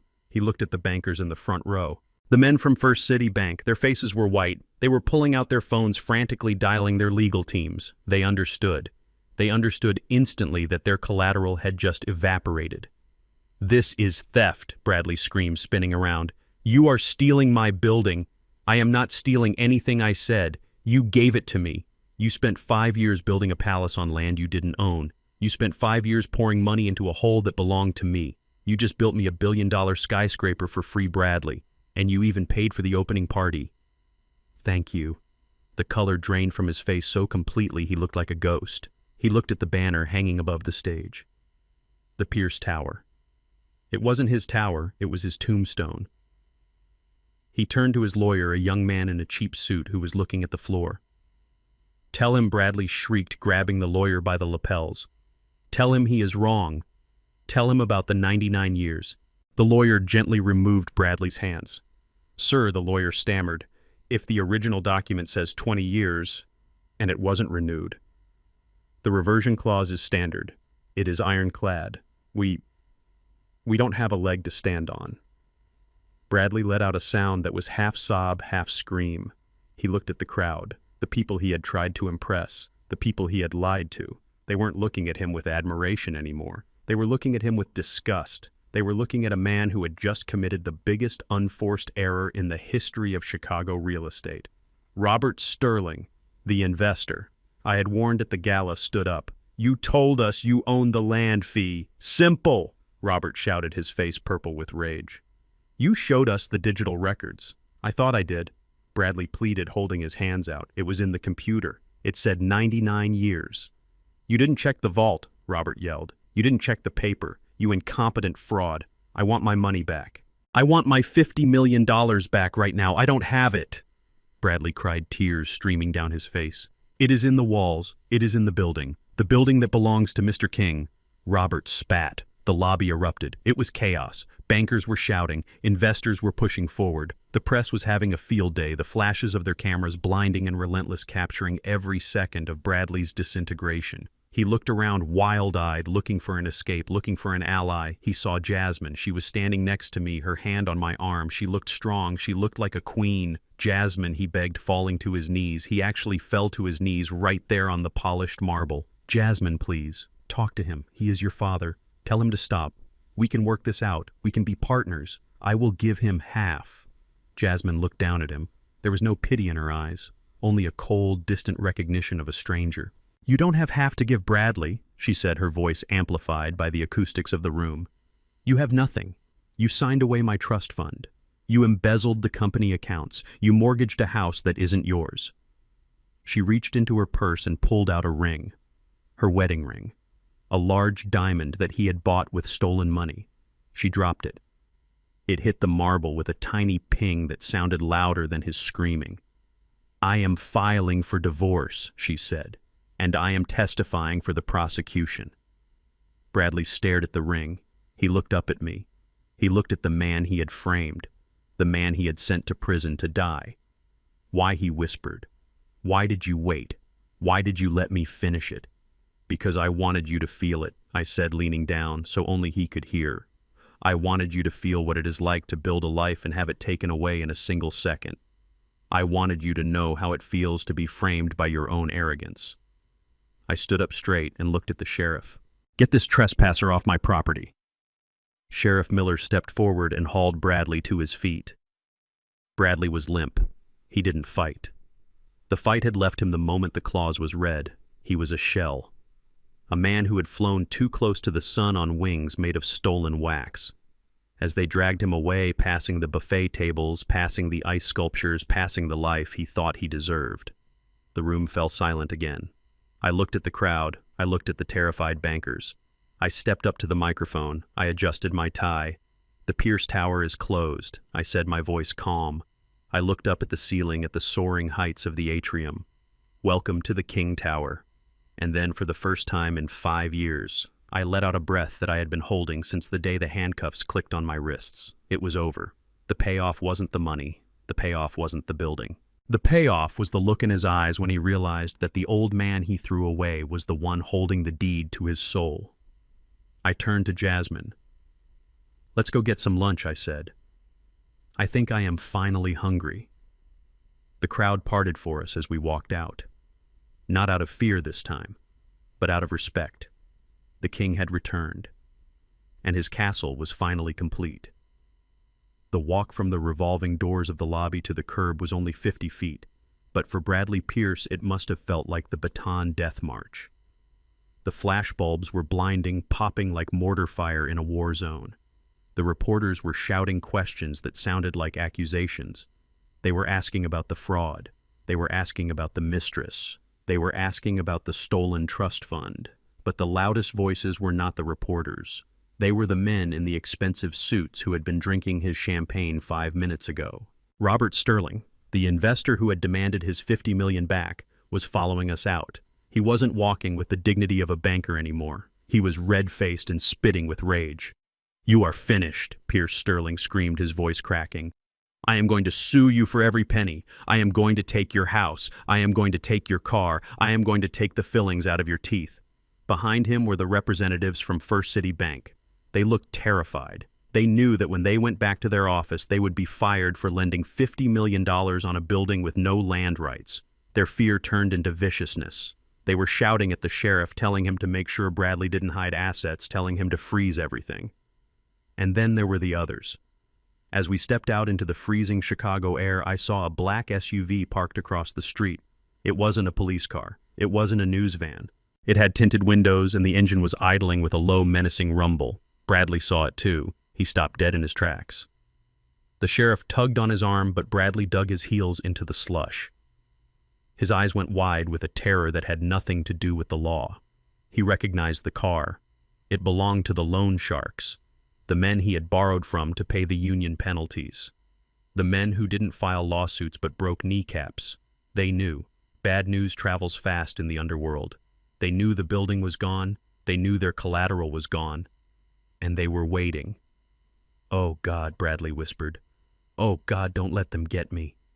Sheriff, please put me in the car. Put me in the car right now. He was actually begging to be arrested. He realized that a jail cell was the only place on earth where he was safe from the consequences of his own greed. But the sheriff didn't hurry. He moved with a slow, deliberate pace, forcing Bradley to walk past the line of spectators. And there at the curb waiting for me was not a taxi. It was Marcus's tow truck. It was big and ugly and covered in road salt. It was the same truck that had saved me from the thugs. It was the chariot of the working man. Marcus was leaning against the fender, arms crossed, smiling a smile that showed all his teeth. Next to him stood Jasmine. She had walked out ahead of us. She was wearing her coat now, wrapped tight against the wind, looking at her husband with eyes that were dry and clear. Bradley saw us. He saw the tableau. Me, the old convict in my vintage suit. Jasmine, the liberated wife. Marcus, the loyal friend. Something inside him snapped. The reality of his situation crashed down on him. The loss of the money was one thing, but the loss of the image was what killed him. He was no longer the golden boy. He was a fraud exposed in front of the entire city. He lunged. He ripped his arm free from the sheriff's grip. For a second, the sheriff let him go. I think he knew what was coming. I think he wanted Bradley to have this final moment of humiliation. Bradley ran toward me. He didn't run like a man attacking. He ran like a child seeking shelter. He slipped on the ice. His Italian leather shoes had no traction on the slick pavement. He went down hard. He hit the slush with a wet thud that made the crowd gasp. He scrambled on his hands and knees. His navy suit, the one that cost $5,000, was instantly soaked with gray, freezing mud. He looked up at me. His hair was matted to his forehead. His face was streaked with tears and snot. It was the exact reverse of the day I got out of prison. That day I had stood in the cold with a plastic bag while he leaned against his warm car. Now he was in the mud, and I was standing on the high ground. "Otis," he choked out, crawling a few inches closer to my shoes. "Otis, wait. Please." I looked down at him. I didn't feel happy. I didn't feel triumphant. I just felt a deep, profound pity. It is a terrible thing to see a man stripped of his dignity, even if he deserves it. "Dad," he sobbed, using the word he hadn't used in 5 years. "Dad, listen to me. I can fix this. We can fix this." "There is no we, Bradley," I said, my voice calm over the clicking of the cameras. "Please," he begged, reaching out a hand to grab my pant leg. I pulled my leg back, not wanting his dirt on my clean wool. "I was wrong," he cried. "I was stressed. I made mistakes. But I did it for the family. I did it for Jasmine. You know how it is. You know the pressure. Don't you dare," I said. "Don't you dare blame your greed on my daughter." "I am sorry," he screamed, his voice breaking into a high-pitched wail. "I am sorry for everything. I will sign the company back to you. I will give you the house. I will do anything. Just tell the sheriff to let me go. Tell the investors it was a misunderstanding. Please, Dad, give me a chance." He was hyperventilating now. "I am family," he whispered. "Doesn't that mean anything? Give me one chance." I looked at him kneeling in the snow. I looked at the crowd watching us. I looked at the building towering above us. My building. I took a step closer. I leaned down so our faces were level. "I gave you a chance, Bradley," I said softly. He looked up, hope flickering in his eyes. "I gave you 5 years," I said. The hope died. "I gave you 5 years while I sat in a cage. Every day of those 5 years was a chance. Every time you forged a signature was a choice. Every time you hit my daughter was a choice. Every time you mocked me was a choice." I stood up straight, towering over him. "The opportunity you are asking for, Bradley, I gave it to you a long time ago, but you didn't use it to build a bridge. You used it to dig a grave." I pointed to the sheriff. "And now it is time to lie in it." Bradley let out a scream of pure despair. It wasn't a word. It was just a sound. The sound of a soul breaking. The sheriff stepped forward and hauled him up by the back of his coat. Bradley was limp. He couldn't stand. They had to drag him toward the waiting squad car. His feet dragged through the slush, leaving 2 long lines in the snow. Jasmine, help me," he moaned as they stuffed him into the back seat. Jasmine didn't move. She didn't look away. She watched until the door slammed shut. The sound of the heavy metal door closing was the final period on the sentence of his life. The squad car lights flashed red and blue, reflecting off the glass of the King Tower. Robert Sterling and the other bankers were screaming at the sheriff's deputies, demanding to know where Bradley was being taken, demanding to file liens against his assets. The mob SUV peeled away, disappearing into traffic to find another way to collect their debt. It was over. I turned to Marcus. "Get the truck," I said. "I think we are done here." Marcus opened the door for me. I climbed into the cab. The seat was torn vinyl and it smelled of old coffee, but it felt like a throne. Jasmine climbed in the middle, sitting between us. She rested her head on my shoulder. "Are you okay, baby?" I asked. She took a deep breath. "I will be," she said. "I finally feel light." I looked out the window as we pulled away. The crowd was still milling around the entrance of the tower, confused and excited. I saw the $100 bill Bradley had thrown at me the night of the gala in my mind. I saw his arrogant smile, and then I saw him on his knees in the mud. My grandmother used to say that the higher a monkey climbs, the more you see his behind. Bradley had climbed to the very top, and the whole world had seen exactly who he was. I patted Jasmine's hand. "Let's go home," I said. "Not the mansion, not the penthouse, but home, the place where the bricks are real and the people are loyal." As we drove away from the glistening tower, I didn't look back. I didn't need to. I knew it would be there tomorrow, and the day after that, and 99 years after that, because it was built on my land, and I wasn't going anywhere. The red and blue lights of the police cruisers reflecting off the glass facade of the tower were the only fireworks Bradley Pierce ever got. He didn't get his grand finale, he didn't get his applause, he got the cold, hard reality of federal justice. As the sheriff was dragging him toward the local squad car, a black sedan pulled up to the curb. Two men in dark suits stepped out. They didn't look like local cops. They moved with the quiet, terrifying authority of the FBI. They intercepted the sheriff. "We will take it from here, Sheriff," one of the agents said, showing his badge. Bradley looked at them, his eyes widening in a new kind of panic. "FBI," he stammered. "Why is the FBI here? I just trespassed. It is a local matter." The agent didn't smile. He pulled a folded piece of paper from his pocket. It wasn't an eviction notice. It was a federal indictment. "Bradley Pierce, you are under arrest for wire fraud, money laundering, and embezzlement of corporate funds across state lines. We have the logs from your laptop. We have the transfer records to Diamond Sky LLC. And we have a witness willing to testify to your coercion tactics." Bradley looked around frantically.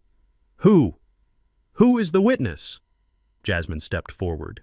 She stood next to me, wrapped in her coat, looking like the Statue of Liberty in the snow. "I am," she said clearly. Bradley stared at her. His mouth opened, but no sound came out. The betrayal he felt was ironic, considering he had spent 5 years betraying everyone who ever loved him. The agents handcuffed him.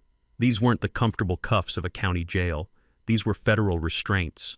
They put him in the back of the sedan. He didn't scream this time. He didn't beg. He just slumped against the window, watching his life disappear. As the car pulled away, merging into the traffic of the city he wanted to own, I felt a hand on my shoulder. It was Saul. "He is gone," Otis Saul said. "With the evidence on that laptop and the violation of the banking acts, he is looking at 20 years minimum. He will be an old man when he gets out." "Older than me," I said. I looked up at the King Tower. My tower. The lights were still on. The party inside had stopped, but the building itself was alive. It was breathing. "What do we do now?" Saul asked. "Do you want to go up to the office? Do you want to sit in the CEO chair?" I thought about it. I thought about the mahogany desk. I thought about the view of the lake. I thought about the power that came with that chair. 5 years ago, I would have run up those stairs. I would have wanted to reclaim my throne. But I wasn't the same man anymore. Prison changes you. It strips away the vanity. It makes you realize that a chair is just furniture and a view is just a window. "No, Saul," I said. "I don't want the chair." "Then who runs the company?" Saul asked, surprised. I looked at the crowd of employees standing by the entrance. The waiters, the security guards, the junior architects who had been terrorized by Bradley for years. "We hire the best," I said. "We bring in a professional management team, people who know how to build, not just how to borrow. I will stay on as chairman of the board. I will own the land. I will protect the vision. But I am done with the daily grind. I have other work to do." "What work?" Saul asked. I looked at Jasmine. "Repair work," I said. The next few weeks were a blur of activity, but it was the good kind of activity. It was the work of cleaning up. We evicted the ghost of Bradley Pierce from the company. We fired his cronies. We rehired the old guard. We paid the suppliers what they were owed with interest. But the most important thing happened a month later. I stood in the lobby of the tower.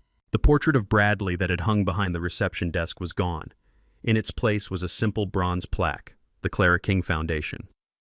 I had taken the profits from the Rhodes Avenue buildings, the money I had made by betting against Bradley, and I had started a fund. It wasn't for building skyscrapers, it was for building people.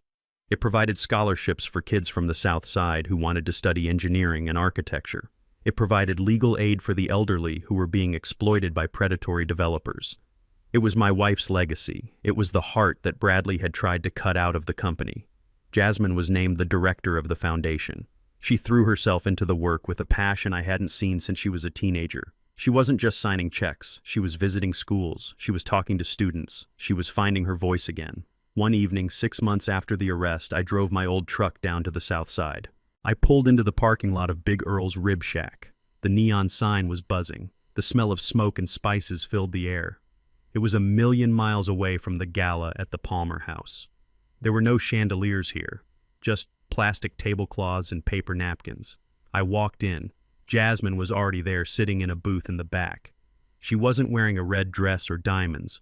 She was wearing jeans and a sweater. Her hair was loose. She looked younger. She looked free. "Hey, Dad," she smiled, waving a rib at me. "You are late. The cornbread is getting cold." I sat down opposite her.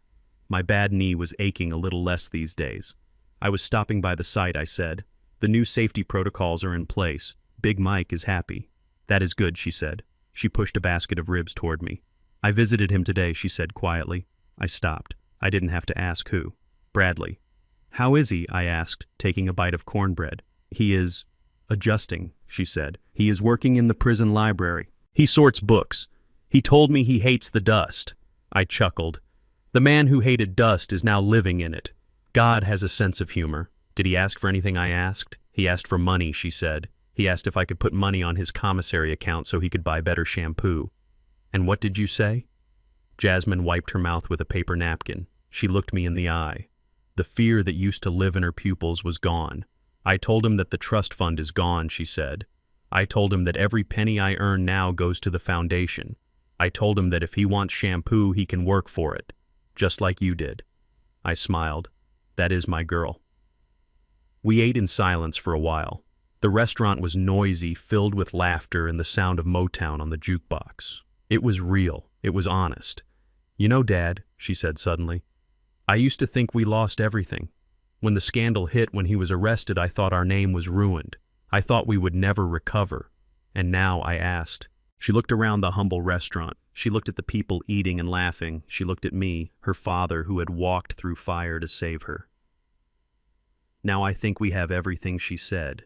"We have the truth. We have each other. And we sleep at night."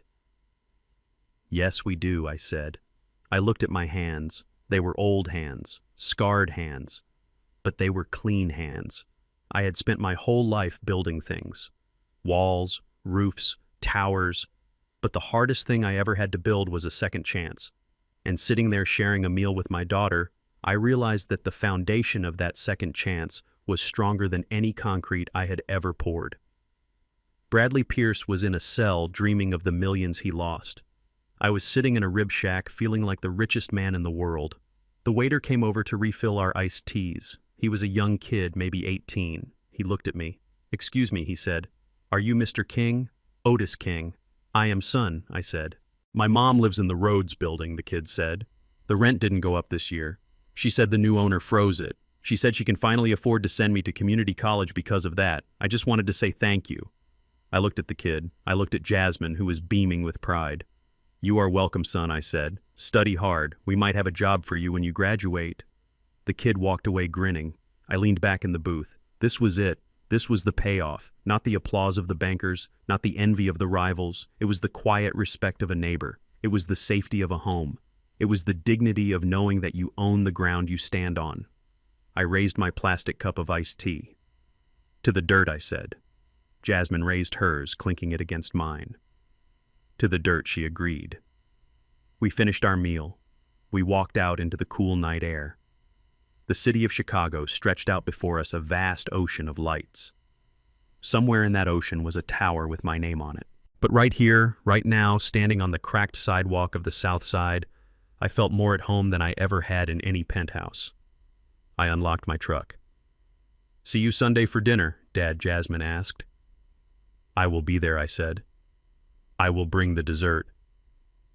I watched her drive away. I got into my truck and started the engine. It roared to life, a solid, dependable sound. I drove home. Not to a mansion, but to a home. My name is Otis King. They tried to bury me, but they forgot that I am a seed, and the harvest is finally here. The carpenter's rule. You can build a skyscraper that touches the clouds, but if you don't own the dirt beneath it, you're just renting the view. Bradley mistook silence for weakness, and gray hair for obsolescence. He forgot that the man who laid the first brick knows exactly where to pull to bring the whole wall down.